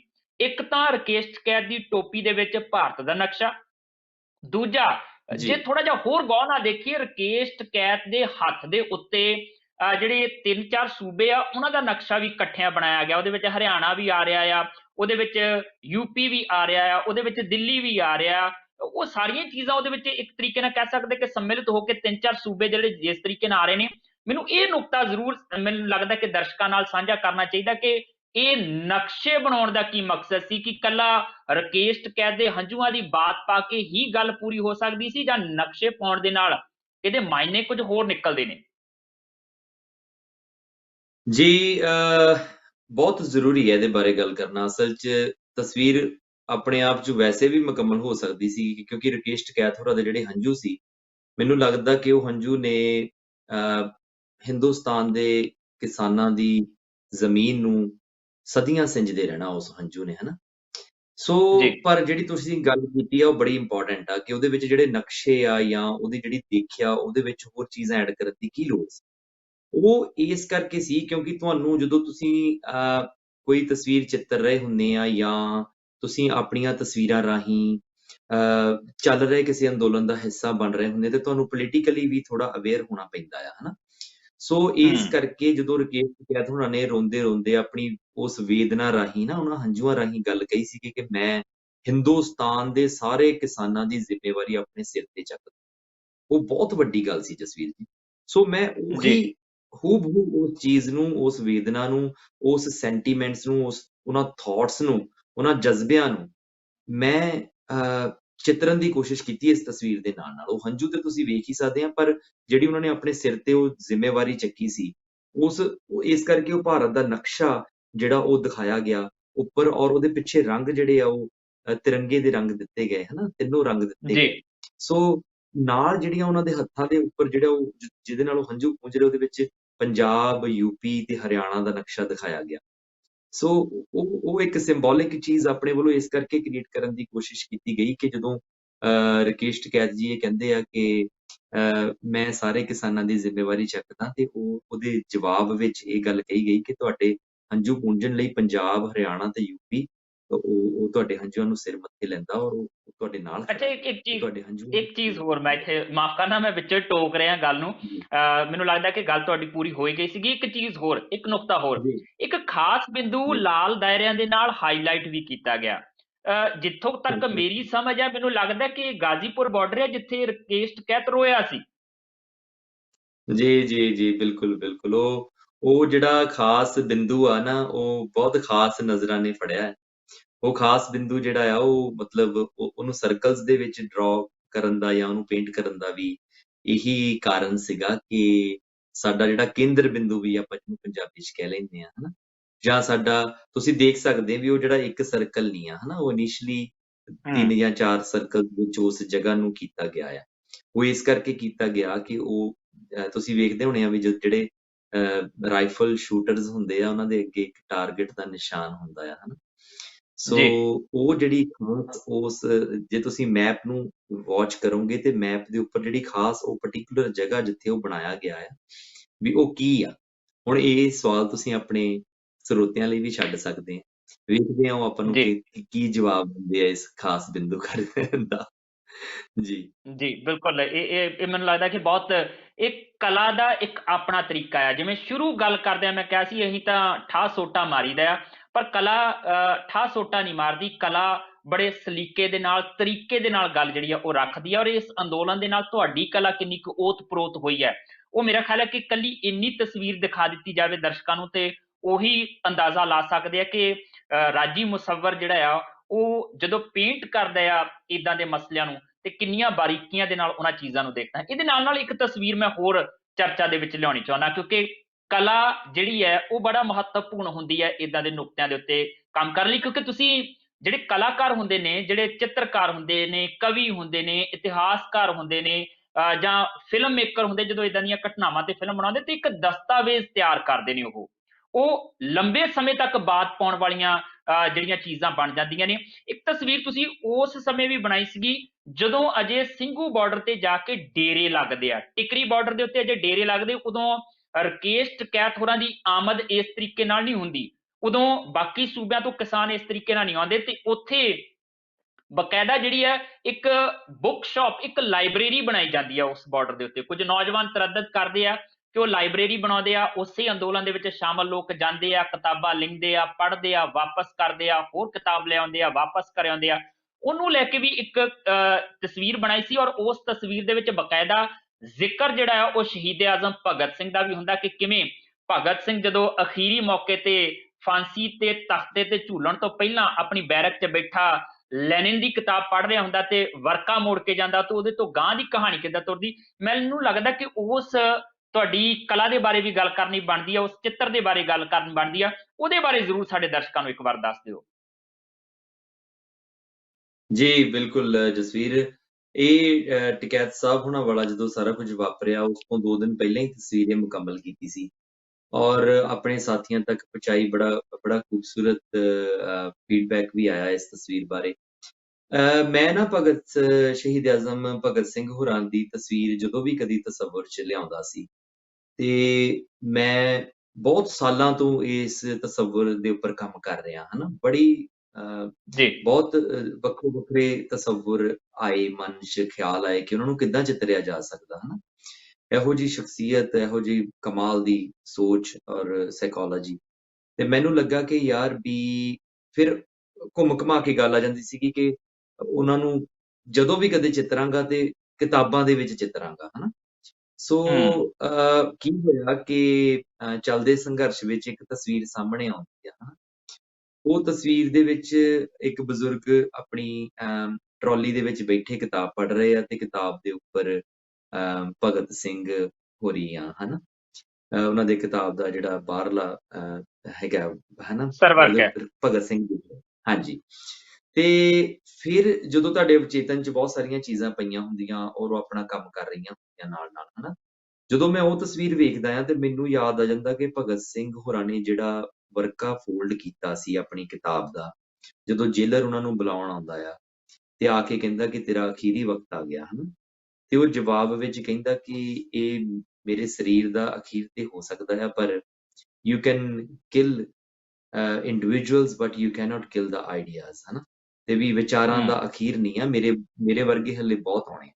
ਮੈਂ ਫਿਰ ਉਹ ਜਿਹੜੀ ਬਜ਼ੁਰਗ ਟਰਾਲੀ 'ਚ ਬੈਠੇ ਭਗਤ ਸਿੰਘ ਹੋਣਾ ਦੀ ਤਸਵੀਰ ਵਾਲੀ ਕਿਤਾਬ ਪੜ੍ਹ ਰਹੇ ਆ, ਉਹਨਾਂ ਨੂੰ ਮੈਨੂੰ ਲੱਗਦਾ ਕਿ ਇਹ ਉਹ ਵਰਕੇ ਨੂੰ ਅੱਗੋਂ ਇਹਨਾਂ ਨੇ ਤੋਰ ਰਹੇ ਆ, ਹਨਾ। ਉਹ ਜਿਹੜਾ ਵਰਕਾ ਫੋਲਡ ਜੀ, ਕੀਤਾ ਸੀ ਭਗਤ ਸਿੰਘ ਹੋਣਾ ਨੇ, ਉਹ ਵਰਕਾ ਇਹ ਖੋਲ ਕੇ ਤੇ ਕਿਤਾਬ ਪੜ੍ਹ ਰਹੇ ਆ। ਸੋ ਇਸ ਤਰੀਕੇ ਨਾਲ ਮੇਰੇ ਉਸ ਤਸੱਵਰ ਨੂੰ ਜਿਹੜਾ ਬਹੁਤ ਸਾਲਾਂ ਤੋਂ ਚੱਲਦਾ ਆ ਰਿਹਾ ਸੀ, ਫਿਰ ਇੱਕ ਤਸਵੀਰ ਦਾ ਜਾਮਾ ਪਹਿਨਾਉਣ ਦੀ ਕੋਸ਼ਿਸ਼ ਹੁੰਦੀ ਆ। ਤਸਵੀਰ ਸ਼ੁਰੂ ਹੁੰਦੀ ਆ ਭਗਤ ਸਿੰਘ ਹੋਣਾ ਤੋਂ ਕਿ ਉਹਨਾਂ ਦੇ ਆਲੇ-ਦੁਆਲੇ ਕਿਤਾਬਾਂ ਪਈਆਂ ਆ ਔਰ ਉਹ ਕਿਤਾਬ ਦੇ ਵਿੱਚ ਨਹੀਂ, ਉਹ ਤੁਹਾਡੇ ਵੱਲ ਵੇਖ ਰਹੇ ਆ ਤਸਵੀਰ 'ਚ। ਉਹ ਤੁਹਾਡੇ ਵੱਲ ਨਹੀਂ, ਬੇਸਿਕਲੀ ਉਹ ਜੇਲਰ ਵੱਲ ਵੇਖ ਰਹੇ ਕਿ ਜੇਲਰ ਨੇ ਉਹਨਾਂ ਨੂੰ ਕਾਲ ਜੀ, ਕਰ ਦਿੱਤੀ ਆ ਤੇ ਉਹਨਾਂ ਨੇ ਜਿਹੜਾ ਜਵਾਬ ਦਿੱਤਾ ਹੈ ਜੇਲਰ ਨੂੰ, ਉਹ ਥੱਲੇ ਲਿਖਿਆ ਗਿਆ ਤਸਵੀਰ। ਉਹਨਾਂ ਦੇ ਹੱਥ ਜੀ, ਦੇ ਵਿੱਚ ਲੈਨਨ ਦੀ ਕਿਤਾਬ ਫੜੀ ਹੋਈ ਹੈ। ਫਿਰ ਉਹਨਾਂ ਦੇ ਨਾਲ ਜਿਹੜੀਆਂ ਕਰਾਈ ਫॉर ਜਸਟਿਸ ਜਾਂ ਹੋਰ ਕਿਤਾਬਾਂ ਪਈਆਂ ਆ, ਉਹ ਕਿਤਾਬਾਂ ਜਿਹੜੀਆਂ ਜੀ, ਭਗਤ ਸਿੰਘ ਦੀ ਜੇਲ੍ਹ ਡਾਇਰੀ ਦੇ ਵਿੱਚ ਉਹਨਾਂ ਕਿਤਾਬਾਂ ਦਾ ਜ਼ਿਕਰ ਆ ਕਿ ਮੈਂ ਉਹ ਜਿਹੜੇ ਜੀ, ਨੋਟਸ ਲਏ ਗਏ, ਉਹ ਇਹਨਾਂ ਕਿਤਾਬਾਂ ਤੋਂ ਲਏ ਗਏ। ਸਭ ਤੋਂ ਜ਼ਿਆਦਾ ਨੋਟਸ ਕਰਾਈ ਫॉर ਜਸਟਿਸ ਤੋਂ ਲਏ ਗਏ। ਇਸ ਕਰਕੇ ਉਹ ਹੂੰ, ਨਾਲ ਕਿਤਾਬਾਂ ਦੇ ਉੱਪਰ ਉਹ ਟਾਈਟਲਸ ਦਿੱਤੇ ਗਏ, ਕਿਤਾਬਾਂ ਉਹ ਰੱਖੀਆਂ ਗਈਆਂ। ਫਿਰ ਉਹਨੂੰ ਇੱਧਰ ਕਿੱਦਾਂ ਜੋੜਨਾ ਸੀ, ਇੱਧਰ ਫਿਰ ਤਸਵੀਰ ਮੈਂ ਬਾਬਾ ਜੀ ਦੀ ਦਿਖਾ ਸਕਦਾ ਸੀ, ਬਜ਼ੁਰਗ ਜਿਹੜੇ ਆਪਣੇ ਬੈਠੇ ਕਿਤਾਬ ਪੜ੍ਹ ਰਹੇ ਆ। ਪਰ ਜੀ, ਫਿਰ ਦਿਮਾਗ 'ਚ ਆਇਆ ਕਿ ਯਾਰ ਉੱਥੇ ਤੇ ਸ਼ਹੀਦ ਭਗਤ ਸਿੰਘ ਲਾਇਬ੍ਰੇਰੀ ਵੀ ਖੁੱਲੀ ਆ, ਹਨਾ। ਪਿਲਰ ਨੰਬਰ ਜੀ, 783 ਤੇ ਟਿਕਰੀ ਬਾਰਡਰ ਤੇ, ਹਨਾ, ਜਿਹੜਾ ਕਿ ਟਰਾਲੀ ਟਾਈਮਸ ਦਾ ਹੈੱਡਕੁਆਰਟਰ ਆ। ਫਿਰ ਇਹ ਜੀ, ਸਾਰੀ ਤਸਵੀਰ ਮੁਕੰਮਲ ਇਸ ਤਰੀਕੇ ਨਾਲ ਹੁੰਦੀ ਆ ਕਿ ਭਗਤ ਸਿੰਘ ਹੋਰਾਂ ਨੇ ਜਿਹੜਾ 116 ਦਿਨ ਆਪਣੀ ਭੁੱਖ ਹੜਤਾਲ ਕੀਤੀ ਸੀ, ਦਿਨਾਂ ਦੀ ਗਿਣਤੀ ਵਿੱਚ ਥੋੜਾ ਅੱਗੇ ਪਿੱਛੇ ਵੀ ਹੋ ਸਕਦਾ, ਪਰ ਕਾਫ਼ੀ ਲੰਬੀ ਆਪਾਂ ਕਹਿ ਸਕਦੇ ਕਿ ਭੁੱਖ ਹੜਤਾਲ ਕੀਤੀ ਬਿਲਕੁਲ, ਸੀ। ਉਹਦੇ ਵਿੱਚ ਉਹਨਾਂ ਦਾ ਮੇਨ ਕੀ ਮਕਸਦ ਸੀ? ਉਹਨਾਂ ਦਾ ਇਹੀ ਤੇ ਮਕਸਦ ਸੀ ਕਿ ਮੈਂ ਆਪਣੀ ਗੱਲ ਨੂੰ ਜੇਲ੍ਹ 'ਚ ਬੈਠਾ ਬਾਹਰ ਇੱਕ ਮਾਸ ਜਿਹੜਾ ਹੈ ਉਹਦੇ ਤੱਕ ਕਿੱਦਾਂ ਪਹੁੰਚਾ ਸਕਦਾ, ਇੱਕ ਜ਼ਿਆਦਾ ਜੀ, ਅੰਦੋਲਨਕਾਰੀਆਂ, ਕ੍ਰਾਂਤੀਕਾਰੀਆਂ ਤੱਕ ਕਿੱਦਾਂ ਪਹੁੰਚਾ ਸਕਦਾ। ਉਹ ਪ੍ਰਿੰਟ ਮੀਡੀਆ ਸੀ, ਹਨਾ। ਦੇਖੋ ਫਿਰ ਇਹੀ ਤਸਵੀਰ ਬਿਲਕੁਲ, ਨੂੰ, ਇਹੀ ਸੋਚ ਨੂੰ ਅਸੀਂ ਆਪਣੇ ਪ੍ਰੋਟੈਸਟ 'ਚ ਲਾਗੂ ਕੀਤਾ ਐਤਵਾਰ 7 ਫਰਵਰੀ। ਹੂੰ, ਅਸੀਂ ਕੀ ਕੀਤਾ ਕਿ ਅਸੀਂ ਇੱਕ ਸਨੈਪਸ਼ਾਟ ਤਿਆਰ ਕੀਤੀ, ਜਿਹਦੇ ਵਿੱਚ ਕਿ ਕਿੱਦਾਂ ਇਹ ਅੰਦੋਲਨ ਸ਼ੁਰੂ ਹੋਇਆ, ਆਪਣੇ ਕਿਸਾਨ ਭਾਈ ਜਿਹੜੇ ਆ, ਭਰਾ ਆਪਣੇ, ਮਾਤਾਵਾਂ, ਭੈਣਾਂ, ਉਹ ਕਿਵੇਂ ਇਸ ਤਰੀਕੇ ਨੂੰ ਅਪੋਜ਼ ਕਰ ਰਹੇ ਆ ਸ਼ਾਂਤਮਈ ਤਰੀਕੇ ਨਾਲ ਉਹਨਾਂ ਲਾਜ਼ ਨੂੰ, ਤੇ ਸਰਕਾਰ ਦੇ ਕੀ ਰਵੱਈਏ ਆ, ਕਿੱਦਾਂ ਉਹਨਾਂ ਨੇ ਸੂਲਾਂ ਵਿਛਾ ਜੀ, ਦਿੱਤੀਆਂ, ਕੰਡਿਆਲੀ ਤਾਰਾਂ ਲਾ ਦਿੱਤੀਆਂ, ਕਿੱਦਾਂ ਉਹਨਾਂ ਨੇ ਅਥਰੂ ਗੈਸ ਛੱਡੇ, ਇੰਟਰਨੈਟ ਬੰਦ ਕਰ ਦਿੱਤੇ, ਜਿਹੜੀਆਂ ਕਿ ਤੁਹਾਡੀਆਂ ਹਿਊਮਨ ਰਾਈਟਸ ਵਾਇਓਲੇਸ਼ਨ ਆ। ਤੁਸੀਂ ਇਲੈਕਟ੍ਰਿਸਿਟੀ ਨਹੀਂ ਬੰਦ ਕਰ ਜੀ, ਸਕਦੇ, ਪਾਣੀ ਨਹੀਂ ਬੰਦ ਕਰ ਸਕਦੇ, ਇੰਟਰਨੈਟ ਨਹੀਂ ਬੰਦ ਕਰ ਸਕਦੇ। ਉਹ ਸਾਰੀਆਂ ਚੀਜ਼ਾਂ ਨੂੰ ਸਮ ਅਪ ਕਰਕੇ ਭਗਤ ਸਿੰਘ ਹੋਰਾਂ ਦੀ ਉਹ ਗੱਲ ਨੂੰ ਜ਼ਿਹਨ 'ਚ ਰੱਖਦਿਆਂ, ਉਹ ਸਾਰੀਆਂ ਚੀਜ਼ਾਂ ਨੂੰ ਸਮ ਅਪ ਕਰਕੇ ਇੱਕ ਪੈਂਫਲੇਟ ਤਿਆਰ ਕੀਤਾ ਤੇ ਉਸ ਦਿਨ ਸਟੇਜ ਤੋਂ ਹੂੰ, ਮੈਂ ਇਹ ਗੱਲ ਅਨਾਉਂਸ ਵੀ ਕੀਤੀ ਔਰ ਇੱਕ ਰਿਕੁਐਸਟ ਕੀਤੀ ਕਿ ਤੁਸੀਂ ਜਿੰਨੇ ਵੀ 500, 600, 1000 ਜਿੰਨੇ ਵੀ ਇੱਥੇ ਅੱਜ ਸਾਥੀ ਪਹੁੰਚੇ ਹੋ, ਅਸੀਂ ਤੁਹਾਨੂੰ ਉਹ ਪੈਂਫਲੇਟਸ ਡਿਸਟ੍ਰੀਬਿਊਟ ਕਰਨ ਲੱਗੇ ਆ, ਸਾਡੇ ਵਾਲੰਟੀਅਰਸ। ਇਹ ਪੈਂਫਲੇਟਸ ਨੂੰ ਸਿਰਫ ਇਹ ਨਹੀਂ ਕਿ ਫੜ ਕੇ ਤੇ ਉਹਨੂੰ ਫੋਲਡ ਕਰਕੇ, don't just keep in your put in your pocket and just then ਜੀ, ਗੈਟ ਇਟ ਜੀ, washed in the washing machine. ਇਹਨੂੰ ਪੜ੍ਹਿਓ, ਇਹਦੇ ਪੀਡੀਐਫ ਬਣਾਇਓ ਖਿੱਚ ਕੇ ਆਪਣੀ ਫੋਨਸ ਵਿੱਚ, ਪਰ ਨਾਲ ਦੀ ਨਾਲ ਇਹ ਜਿਹੜਾ ਪੈਂਫਲੇਟ ਆ, ਤੁਸੀਂ ਕਿਸੇ ਆਸਟ੍ਰੇਲੀਅਨ ਨੂੰ ਜਾਂ ਨੌਨ ਇੰਡੀਅਨ ਜਾਂ ਨੌਨ ਪੰਜਾਬੀ ਕਮਿਊਨਿਟੀ ਬੰਦੇ ਨੂੰ ਉਹਦੇ ਹੱਥ 'ਚ ਦੇਣਾ ਇਹ ਆਪਣੀ ਜ਼ਿੰਮੇਵਾਰੀ ਸਮਝਿਓ। ਜੀ ਉਹ ਚਾਹੇ ਜੀ ਟ੍ਰੇਨ 'ਚ ਹੋ ਸਕਦਾ, ਉਹ ਚਾਹੇ ਤੁਹਾਡੇ ਕੰਮ ਤੇ ਤੁਹਾਡੇ ਨਾਲ ਗੋਰੇ ਕੰਮ ਕਰਦੇ ਉੱਥੇ ਹੋ ਸਕਦਾ। ਇਹਨਾਂ ਨੂੰ ਤੁਸੀਂ ਬੁਲਾਓ ਤਾਂ ਸਹੀ, ਜਨਾਬ ਇਹ ਤੁਹਾਡੇ ਨਾਲ ਗੱਲ ਕਰਨੀ ਪਸੰਦ ਕਰਦੇ ਆ, ਇਹਨਾਂ ਨੂੰ ਦੱਸੋ ਵੀ just need your attention for a minute, pamphlet ਨੂੰ ਐਕਸਪਲੇਨ ਕਰੋ ਤਾਂ ਕਿ ਸਾਡੀ ਗੱਲ ਇਹਨਾਂ ਹੂੰ ਤੱਕ ਪਹੁੰਚੇ, ਕਿਉਂਕਿ ਇਥੋਂ ਦੀ ਸਰਕਾਰ ਆਪਣੀ ਜਿਹੜੀ ਸਾਇਲੈਂਸ ਆ ਉਹਨੂੰ ਬ੍ਰੇਕ ਕਰੇ। ਸਾਇਲੈਂਸ ਬਿਲਕੁਲ, ਇਹ ਬ੍ਰੇਕ ਬਹੁਤ ਹੋਣੀ ਬਹੁਤ ਬਹੁਤ ਬਹੁਤ ਜ਼ਰੂਰੀ ਹੈ। ਮਹੱਤਵਪੂਰਨ ਹੋ ਜਾਂਦਾ ਹੈ ਕਿ ਆਵਾਜ਼ ਉੱਠਣੀ ਉਹ ਬਹੁਤ ਜ਼ਰੂਰੀ ਹੈ, ਤੇ ਆਵਾਜ਼ ਉਠਾਉਣ ਦੇ ਲਈ ਸਰਕਾਰਾਂ ਨੂੰ ਤਿਆਰ ਕਰਨ ਲਈ ਆਪ ਤੁਹਾਨੂੰ ਪਹਿਲਾਂ ਆਵਾਜ਼ ਬਣਨਾ ਪੈਂਦਾ, ਉਹੀ ਕੋਸ਼ਿਸ਼। ਮੈਂ ਕਿਉਂਕਿ ਸਮਾਂ ਜਿਹੜਾ ਬੜੀ ਤੇਜ਼ੀ ਨਾਲ ਦੌੜਦਾ ਪਿਆ, ਇੱਕ ਸਵਾਲ ਤੇ ਇੱਕ ਜਾਣਕਾਰੀ ਆਪਣੇ ਦਰਸ਼ਕਾਂ ਨਾਲ ਦੋਨੋਂ ਚੀਜ਼ਾਂ ਇਕੱਠੀਆਂ ਸਾਂਝੀਆਂ ਕਰਨਾ ਚਾਹੁੰਦਾ ਹਾਂ। ਮੇਰਾ ਖਿਆਲ ਹੈ ਕਿ ਬਹੁਤੇ ਲੋਕਾਂ ਨੂੰ ਨਹੀਂ ਇਹ ਪਤਾ ਹੋਵੇਗਾ ਕਿ ਰਾਜੀ ਮੁਸੱਵਰ ਹੋਰਾਂ ਨੇ ਇੱਕ ਤਸਵੀਰ ਇਸ ਅੰਦੋਲਨ ਦੀ ਚਿੱਤਰਿਤ ਕੀਤੀ ਸੀਗੀ, ਜਿਹਦੇ ਵਿੱਚ ਸਰਕਾਰਾਂ ਦਾ ਰਵੱਈਆ, ਅੰਦੋਲਨ ਕਰ ਰਹੇ ਲੋਕ, ਜੋ ਕੁਝ ਹੋਇਆ ਵਾਪਰਿਆ, ਉਹ ਸਾਰੀਆਂ ਚੀਜ਼ਾਂ ਚਿੱਤਰਿਤ ਕਰਕੇ ਉਸ ਤਸਵੀਰ ਦੀ auction ਕੀਤੀ ਗਈ ਸੀਗੀ, ਉਹਨੂੰ ਵੇਚਿਆ ਗਿਆ ਸੀਗਾ, ਤੇ ਉਹਦੇ ਤੋਂ ਜੋ ਪੈਸਾ ਇਕੱਠਾ ਹੋਇਆ ਉਹ ਸਾਰਾ ਇਸ ਅੰਦੋਲਨ ਲਈ ਦਾਨ ਕੀਤਾ ਗਿਆ ਸੀ। ਰਾਜੀ ਜੀ, ਮੈਂ ਚਾਹੁੰਦਾ ਕਿ ਇੱਕ ਤਾਂ ਉਸ ਤਸਵੀਰ ਦੀ ਦੱਸ ਪਾ ਦਿਓ ਸਾਨੂੰ, ਤੇ ਨਾਲ ਦੀ ਨਾਲ ਉਹ ਜੋ ਕੁਝ ਇਸ ਤਰੀਕੇ ਨਾਲ ਕੀਤਾ ਗਿਆ, ਕਿਹੜਾ ਮਨ 'ਚ ਖਿਆਲ ਆਇਆ ਕਿ ਇਸ ਤਸਵੀਰ ਦੀ auction ਕਰਕੇ ਮੈਂ ਜਿਹੜਾ ਆ ਉਹ ਅੰਦੋਲਨ ਲਈ ਆਰਥਿਕ ਮਦਦ ਕਰਨੀ ਆ, ਉਹ ਕਿਵੇਂ ਖਿਆਲ ਮਨ ਦੇ ਵਿੱਚ ਆਇਆ, ਇਹ ਜ਼ਰੂਰ ਸਾਡੇ ਦਰਸ਼ਕਾਂ ਨੂੰ ਦੱਸ ਦਿਓ। ਜੀ ਜ਼ਰੂਰ ਜਸਵੀਰ, ਬਹੁਤ ਜ਼ਰੂਰੀ ਹੈ ਉਹ ਵੀ ਗੱਲ ਕਰਨੀ। ਅਸਲ 'ਚ ਇਹ ਤਸਵੀਰ ਜਿਹੜੀ ਜਿਸ ਤਸਵੀਰ ਦੀ ਆਪਾਂ ਹੁਣ ਗੱਲ ਕਰ ਰਹੇ ਹਾਂ, ਇਹ ਤਸਵੀਰ ਤੇ ਜਦੋਂ ਪੰਜਾਬ ਤੋਂ ਸ਼ੁਰੂਆਤ ਹੁੰਦੀ ਆ ਅੰਦੋਲਨ ਦੀ, ਹਨਾ, ਜਿਹੜਾ ਸਭ ਤੋਂ ਪਹਿਲਾ ਵੱਡਾ ਇਕੱਠ ਔਰ ਬੰਦ ਸੀਗਾ ਆਪਣੇ ਜਥੇਬੰਦੀਆਂ ਵੱਲੋਂ ਕੀਤਾ ਗਿਆ, ਹਨਾ, ਇਹ ਤਸਵੀਰ ਉਦੋਂ ਬਣਦੀ ਸੀ, ਹਨਾ, ਉਦੋਂ ਬਣਾਈ ਗਈ ਸੀ ਇਹ ਤਸਵੀਰ, ਜਿਹਦੇ ਵਿੱਚ ਦਿਖਾਇਆ ਗਿਆ ਸੀਗਾ ਕਿ ਆਪਣੇ ਜਨਾਬ ਜਿਹੜੇ ਸਾਹਿਬ ਨੇ ਉਹ ਜਿਹੜਾ ਇਨਸਾਫ ਦਾ ਤਰਾਜ਼ੂ ਆ, ਉਹਨਾਂ ਨੇ ਕਿਸ ਤਰੀਕੇ ਨਾਲ ਉਹਦੇ ਨਾਲ ਉਹ ਖੇਡ ਰਹੇ ਆ, ਮਤਲਬ ਸਰਕਾਰੀ ਪਾਲਿਸੀਜ਼ ਜਿਹੜੀਆਂ ਉਹ ਕਿੱਦਾਂ ਉਹ ਇਨਸਾਫ ਦੇ ਤਰਾਜ਼ੂ ਨਾਲ ਖੇਡ ਰਹੀਆਂ। ਕਿਉਂਕਿ ਇਹਨਾਂ ਤਿੰਨਾਂ ਬਿੱਲਾਂ ਦੇ ਵਿੱਚ ਜਿਹੜੀ ਬਹੁਤ ਸਾਰਿਆਂ ਨੂੰ ਹੁਣ ਤੇ ਪਤਾ ਹੀ ਹੈ ਵੀ ਇਹ ਕੀ ਹੈਗੀ, ਇਹਨਾਂ ਦੀ ਤਾਸੀਰ, ਇਹਨਾਂ ਦੀ ਤਸਵੀਰ ਕੀ ਆ, ਪਰ ਉਹਦੇ ਵਿੱਚ ਇੱਕ ਜਿਹੜੀ ਕਿੰਨੀ ਵੱਡੀ ਗੱਲ ਇਹ ਪਾਈ ਗਈ ਕਿ ਤੁਸੀਂ ਅਦਾਲਤ, ਤੁਹਾਡਾ ਕੋਈ ਵੀ ਕੱਲ ਇਸ਼ੂ ਹੁੰਦਾ ਤੁਸੀਂ ਅਦਾਲਤ 'ਚ ਜਾ ਹੀ ਨਹੀਂ ਸਕਦੇ, ਹਨਾ। ਸੋ ਉਹ ਸਾਰੀ ਗੱਲ ਨੂੰ ਮੱਦੇਨਜ਼ਰ ਰੱਖਦੇ ਇਹ ਤਸਵੀਰ ਬਣਾਈ ਸੀ। ਇੱਕ ਸਾਈਡ ਤੋਂ ਵਿਖਾਇਆ ਸੀਗਾ ਕਿ ਇੱਕ ਕਿਸਾਨ ਆਪਣੇ ਹਲ ਦੇ ਨਾਲ ਉਹ ਤਰਾਜ਼ੂ ਨੂੰ ਖਿੱਚ ਰਿਹਾ, ਉਹਨੂੰ ਥੱਲੇ ਕਰ ਰਿਹਾ, ਹਨਾ, ਉਸ ਆਰਡੀਨੈਂਸ, ਐਗਰੀਕਲਚਰ ਆਰਡੀਨੈਂਸ ਤਰਾਜ਼ੂ ਦੇ ਇੱਕ ਹਿੱਸੇ ਵਿੱਚ ਇੱਕ ਪਾਸੇ 'ਚ ਐਗਰੀਕਲਚਰ ਆਰਡੀਨੈਂਸਿਸ ਦੀ ਕਿਤਾਬ ਦਿਖਾਈ ਸੀ, ਉਹ ਲਾਜ਼ ਦੀ, ਤੇ ਇੱਕ ਜੀ। ਪਾਸੇ 'ਚ ਦਿਖਾਇਆ ਸੀ ਕਿ ਕਿਸਾਨ ਥੱਲੇ ਡਿੱਗ ਰਹੇ ਆ ਉਹਦੇ ਵਿੱਚੋਂ, ਹਨਾ। ਉਹ ਹੂੰ ਖੁਦ ਮਤਲਬ ਉਹ ਖੁਦਕੁਸ਼ ਹੋ ਰਿਹਾ ਉਹਦੇ ਵਿੱਚੋਂ, ਉਹਨਾਂ ਦੀਆਂ ਪੱਗਾਂ ਲੱਥੀਆਂ ਹੋਈਆਂ, ਉਹ ਤਸਵੀਰ ਸੀ, ਤੇ ਥੱਲਿਓ ਅੰਦੋਲਨਕਾਰੀ ਜਿਹੜੇ ਆ ਉਹ ਦਿੱਲੀ ਵੱਲ ਚੜ੍ਹਾਈ ਕਰਦੇ ਵਿਖਾਏ ਸੀ। ਉਹ ਦਿੱਲੀ ਵੱਲ ਚੜ੍ਹਾਈ ਜੀ ਕਰਦੇ ਉਦੋਂ ਹੀ ਵਿਖਾ ਦਿੱਤੇ ਗਏ ਸੀਗੇ ਜਿੱਦਣ ਪੰਜਾਬ ਤੋਂ ਇਹ ਅੰਦੋਲਨ ਸ਼ੁਰੂ ਹੋਇਆ ਸੀ। ਉਹ ਇਹ ਗੱਲ ਤਾਂ ਰਿਲੇਟ ਕਰ ਰਹੇ ਹਾਂ ਕਿ ਜਿਹੜੀ ਆਪਾਂ ਪਹਿਲੋਂ ਗੱਲ ਕੀਤੀ ਸੀ, ਜਦੋਂ ਤੁਸੀਂ ਕਿਸੇ ਅੰਦੋਲਨ ਦਾ ਹਿੱਸਾ ਬਣਨਾ ਆਪਣੀਆਂ ਤਸਵੀਰਾਂ ਰਾਹੀਂ, ਤੇ ਤੁਹਾਨੂੰ ਪੋਲੀਟੀਕਲੀ ਥੋੜਾ ਅਵੇਅਰ ਹੋਣਾ ਪੈਣਾ, ਹਨਾ। ਸੋ ਜੀ ਉਹ ਸਾਰਾ ਕੁਝ ਦਿੱਲੀ ਵੱਲੋਂ ਕੂਚ ਕਰਨ ਦਾ ਸਿਲਸਿਲਾ ਬਾਅਦ ਵਿੱਚ ਵਾਪਰ ਵੀ ਗਿਆ, ਹਨਾ, ਪਰ ਇਹ ਤਸਵੀਰ ਆਪਾਂ ਪਹਿਲੋਂ ਬਣਾ ਦਿੱਤੀ ਸੀ। ਹੁਣ ਆਉਂਦੀ ਹੈ ਗੱਲ ਤਸਵੀਰ ਨੂੰ auction ਕਰਨ। ਉਹ ਮੇਰਾ ਵੀਰ ਗੁਰਪ੍ਰੀਤ ਬਠਿੰਡੇ ਤੋਂ, ਜਿਹੜੇ ਆਪਣੇ ਗੁਰਪ੍ਰੀਤ ਭਾਜੀ ਨੇ ਤਸਵੀਰਾਂ ਬਣਾਉਂਦੇ ਆ, ਜੀ ਬਹੁਤ ਕਮਾਲ ਦਾ ਕੰਮ ਕਰ ਰਹੇ। ਬਿਲਕੁਲ ਉਹਨਾਂ ਨੇ ਇੱਕ ਬਿਲਕੁਲ। ਪੋਸਟ ਪਾਈ ਸੀਗੀ ਕਿ ਜਿਹੜੇ ਵੀ ਪੰਜਾਬ ਦੇ ਚਿੱਤਰਕਾਰ ਜਾਂ ਚਿੱਤਰਕਲਾ ਨੂੰ ਪਿਆਰ ਕਰਨ ਵਾਲੇ ਲੋਕ ਆ, ਉਹ ਮੈਨੂੰ ਸੰਪਰਕ ਕਰਨ, ਆਪਾਂ ਅੰਦੋਲਨ 'ਚ ਹਿੱਸਾ ਪਾਉਣਾ ਕੁਛ। ਫਿਰ ਮੈਂ ਉਹਨਾਂ ਨਾਲ ਗੱਲ ਕੀਤੀ, ਸਾਡੀ ਗੱਲਬਾਤ ਹੁੰਦੀ ਰਹਿੰਦੀ ਹੈ, ਤੇ ਵਿਚਾਰ ਵਟਾਂਦਰੇ ਹੁੰਦੇ ਰਹਿੰਦੇ। ਬਹੁਤ ਜ਼ਰੂਰੀ ਆ ਤੁਹਾਡੇ ਸਮਕਾਲੀ ਜਿਹੜੇ ਜੀ ਤੁਹਾਡੇ ਨਾਲ ਕੰਮ ਕਰ ਰਹੇ ਹੁੰਦੇ ਕਲਾਕਾਰ ਜਾਂ ਚਿੱਤਰਕਾਰ ਜਾਂ ਹੋਰ ਵੀ ਕਿਸੇ ਫਾਰਮ ਆਫ ਆਰਟ 'ਚ, ਉਹਨਾਂ ਨਾਲ ਤੁਹਾਡੀ ਗੱਲਬਾਤ ਹੋਣੀ ਬਹੁਤ ਜ਼ਰੂਰੀ ਹੁੰਦੀ ਆ। ਸੋ ਵੈਸੇ ਵੀ ਉਹ ਤੇ ਬੜੇ ਸੋਰਸ ਆਫ ਇੰਸਪੀਰੇਸ਼ਨ ਆ ਉਹਨਾਂ ਦਾ ਕੰਮ ਆ ਜਿਹੜਾ, ਤੇ ਮੈਂ ਉਹਨਾਂ ਨਾਲ ਗੱਲ ਕੀਤੀ ਤੇ ਮੈਂ ਉਹਨਾਂ ਨੂੰ ਗੁਜ਼ਾਰਿਸ਼ ਕੀਤੀ ਕਿ ਦੱਸੋ ਆਪਾਂ ਕੀ ਕਰ ਸਕਦੇ ਨਾ। ਫਿਰ ਉਹਨਾਂ ਨੇ ਦੱਸਿਆ ਕਿ ਅਸੀਂ ਕੁਛ ਜੀ ਤਸਵੀਰਾਂ ਮੈਂ ਇੱਥੇ ਬਣਾਉਣੀਆਂ ਜਿਨ੍ਹਾਂ ਦੀ ਆਪਾਂ auction ਕਰਨੀ ਆ, ਤੇ ਤੁਸੀਂ ਵੀ ਜੇ ਆਪਣੇ ਵੱਲੋਂ ਕੁਛ ਕਰ ਸਕਦੇ ਤੇ। ਮੈਂ ਫਿਰ ਸੋਚਿਆ ਕਿ ਉਹ ਤਸਵੀਰ ਤੇ ਬਣੀ ਪਈ ਆ ਵੀ ਉਹਨੂੰ ਉਹਦੀ ਆਪਾਂ auction ਕਰਦੇ ਹਾਂ। auction ਕੀਤੀ ਤੇ ਇੱਥੇ ਸਾਡੇ ਵੀਰ ਜਸਪਾਲ ਸੰਧੂ ਹੋਰੀ ਆ ਬ੍ਰਿਸਬੇਨ ਤੋਂ, ਉਹਨਾਂ ਨੇ ਹੋਰ ਵੀ ਲੋਕ ਸੀ ਜਿਹੜੇ ਆਪਣਾ ਯੋਗਦਾਨ ਪਾ ਰਹੇ ਸੀ, ਪਰ ਉਹਨਾਂ ਨੇ ਫਿਰ ਕਿਹਾ ਕਿ ਮੈਂ $500 ਤੇ ਇਹ ਤਸਵੀਰ ਦੇ ਰਾਹੀਂ, ਇਸ ਤਸਵੀਰ ਦੇ ਮਾਧਿਅਮ ਰਾਹੀਂ ਕਿਸਾਨ ਅੰਦੋਲਨ 'ਚ ਜੀ ਉਹਨਾਂ ਨੂੰ ਹਿੱਸਾ ਪਾਉਣਾ ਚਾਹੁੰਦਾ, ਹਨਾ। ਸੋ ਫਿਰ ਜਸਵੀਰ ਜੀ ਉਹਨਾਂ ਨੂੰ ਬਹੁਤ ਉਹਨਾਂ ਦਾ ਸ਼ੁਕਰੀਆ ਅਦਾ ਕੀਤਾ ਗਿਆ। ਸੋ ਇਸ ਤਰੀਕੇ ਨਾਲ ਇਹ ਤਸਵੀਰ ਵੀ ਇਹਦਾ ਹਿੱਸਾ ਬਣ ਗਈ। ਸੋ ਮੈਨੂੰ ਲੱਗਦਾ ਕਿ ਤੁਹਾਡੇ ਅੰਦਰ ਇੱਕ ਹੋਣਾ ਚਾਹੀਦਾ, ਇੱਕ ਇੱਛਾ ਸ਼ਕਤੀ ਹੋਣੀ ਚਾਹੀਦੀ ਕਿਸੇ ਵੀ ਤਰੀਕੇ ਨਾਲ ਜੁੜਨ ਦੀ, ਤੇ ਉਹ ਸਿਰ ਜੀ ਮੱਥੇ ਕਬੂਲੀ ਜਾਂਦੀ। ਬਿਲਕੁਲ, ਤੇ ਮੇਰਾ ਖਿਆਲ ਹੈ ਕਿ ਤੁਹਾਡੀ ਇਸ ਗੱਲ ਤੋਂ ਮੇਰਾ ਖਿਆਲ ਹੈ ਕਿ ਉਹ ਲੋਕ ਜਿਹੜੇ ਇਸੇ ਸਵਾਲ ਦੇ ਵਿੱਚ ਅਜੇ ਉਲਝੇ ਹੋਏ ਆ ਕਿ ਇਸ ਅੰਦੋਲਨ ਦੀ ਫੰਡਿੰਗ ਕਿੱਥੋਂ ਹੁੰਦੀ ਹੈ, ਇਸ ਅੰਦੋਲਨ ਦੀ ਫੰਡਿੰਗ ਕਿੱਥੋਂ ਹੁੰਦੀ ਹੈ। ਜਦੋਂ ਇਹੋ ਜਿਹੀਆਂ ਕ੍ਰਾਂਤੀਆਂ ਦੇ ਨਾਲ, ਇਹੋ ਜਿਹੇ ਅੰਦੋਲਨਾਂ ਦੇ ਨਾਲ ਲੋਕ, ਸੁਲਝੇ ਹੋਏ ਲੋਕ ਜਿਹੜੇ ਆ ਉਹ ਸੰਵੇਦਨਾ ਦੇ ਨਾਲ ਆਤਮਿਕ ਤੌਰ ਤੇ, ਭਾਵਨਾਤਮਕ ਤੌਰ ਤੇ ਜੁੜ ਜਾਂਦੇ ਆ, ਤੇ ਫਿਰ ਫੰਡਿੰਗ ਕਿੱਥੋਂ ਹੁੰਦੀ ਹੈ, ਕਿਵੇਂ ਹੁੰਦੀ ਹੈ, ਇਹ ਫਿਰ ਤੁਸੀਂ ਸਿਰਫ ਸੋਚਦੇ ਰਹਿ ਜਾਂਦੇ ਹੋ ਤੇ ਸਾਰਾ ਕੁਝ ਹੋ ਵੀ ਜਾਂਦਾ ਆ। ਔਰ ਸਾਡੇ ਤਾਂ ਕਈ ਲੋਕ ਇਹ ਵੀ ਕਹਿੰਦੇ ਨੇ ਕਿ ਬਾਬੇ ਨਾਨਕ ਨੇ 20 ਰੁਪਏ ਨਾਲ, ਕਿਉਂਕਿ ਜਿਸ ਤਰੀਕੇ ਦੀ ਗੱਲਬਾਤ ਚੱਲਦੀ ਹੈ ਕਿ 20 ਰੁਪਏ ਨਾਲ ਸੱਚਾ ਸੌਦਾ ਕੀਤਾ ਸੀ, ਲੰਗਰ ਸ਼ੁਰੂ ਕੀਤਾ ਸੀ, ਅਸੀਂ ਅਜੇ ਤੱਕ ਉਹਨਾਂ 20 ਰੁਪਈਆਂ ਚੋਂ ਚਵਾਨੀ ਤੱਕ ਨਹੀਂ ਖਰਚੀ, ਅਜੇ ਤਾਂ ਬਹੁਤ ਦੇਰ ਤੱਕ ਇਹ ਲੰਗਰ ਚੱਲਣੇ, ਅਜੇ ਤਾਂ ਬਹੁਤ ਦੇਰ ਤੱਕ ਇਹ ਸਿਲਸਿਲਾ ਜਿਹੜਾ ਉਹ ਚੱਲਣਾ ਆ। ਔਰ ਰਾਜੀ ਸਾਹਿਬ, ਇੱਕ ਜ਼ਰੂਰ ਮੈਂ ਕਹਾਂਗਾ, ਤੁਸੀਂ 2 ਸ਼ਬਦ ਇਸਤੇਮਾਲ ਕੀਤੇ ਜਦੋਂ ਕਾਨੂੰਨਾਂ ਦੀ ਗੱਲ ਕੀਤੀ ਕਿ ਉਹਨਾਂ ਦੀ ਤਾਸੀਰ ਕੀ ਸੀ ਤੇ ਉਹਨਾਂ ਦੀ ਤਸਵੀਰ ਕੀ ਸੀ, ਪਰ ਮੈਂ ਕਹਾਂਗਾ ਕਿ ਤੁਹਾਡੀਆਂ ਤਸਵੀਰਾਂ ਦੀ ਜਿਹੜੀ ਤਾਸੀਰ ਹੈ ਉਹ ਬਹੁਤ ਸਾਰੇ ਲੋਕਾਂ ਨੂੰ ਨਾ ਸਿਰਫ ਜਿਹੜੀ ਆ ਮਹਿਸੂਸ ਹੋ ਰਹੀ ਹੈ, ਬਲਕਿ ਆਉਣ ਵਾਲੇ ਸਮੇਂ 'ਚ ਵੀ ਜਦੋਂ ਇਹਨਾਂ ਤਸਵੀਰਾਂ ਨੂੰ ਦੇਖਿਆ, ਵਾਚਿਆ, ਘੋਖਿਆ ਜਾਏਗਾ ਤੇ ਇਸ ਅੰਦੋਲਨ ਦੀ ਤਾਸੀਰ ਉਸ ਸਮੇਂ ਵੀ ਉਸੇ ਤਰੀਕੇ ਨਾਲ ਤਰੋ-ਤਾਜ਼ਾ ਹੋ ਕੇ ਉਹਨਾਂ ਲੋਕਾਂ ਨੂੰ ਮਹਿਸੂਸ ਹੋਏਗੀ ਜਿਹੜੇ ਭਵਿੱਖ 'ਚ ਇਹਨਾਂ ਤਸਵੀਰਾਂ ਨੂੰ ਦੇਖਣਗੇ। ਔਰ ਉਮੀਦ ਰੱਖਦਾ ਕਿ ਭਵਿੱਖ ਦੇ ਵਿੱਚ ਵੀ ਤੁਹਾਡੀ ਕਲਾ ਜਿਹੜੀ ਹੈ ਇਸੇ ਤਰੀਕੇ ਨਾਲ ਲੋਕ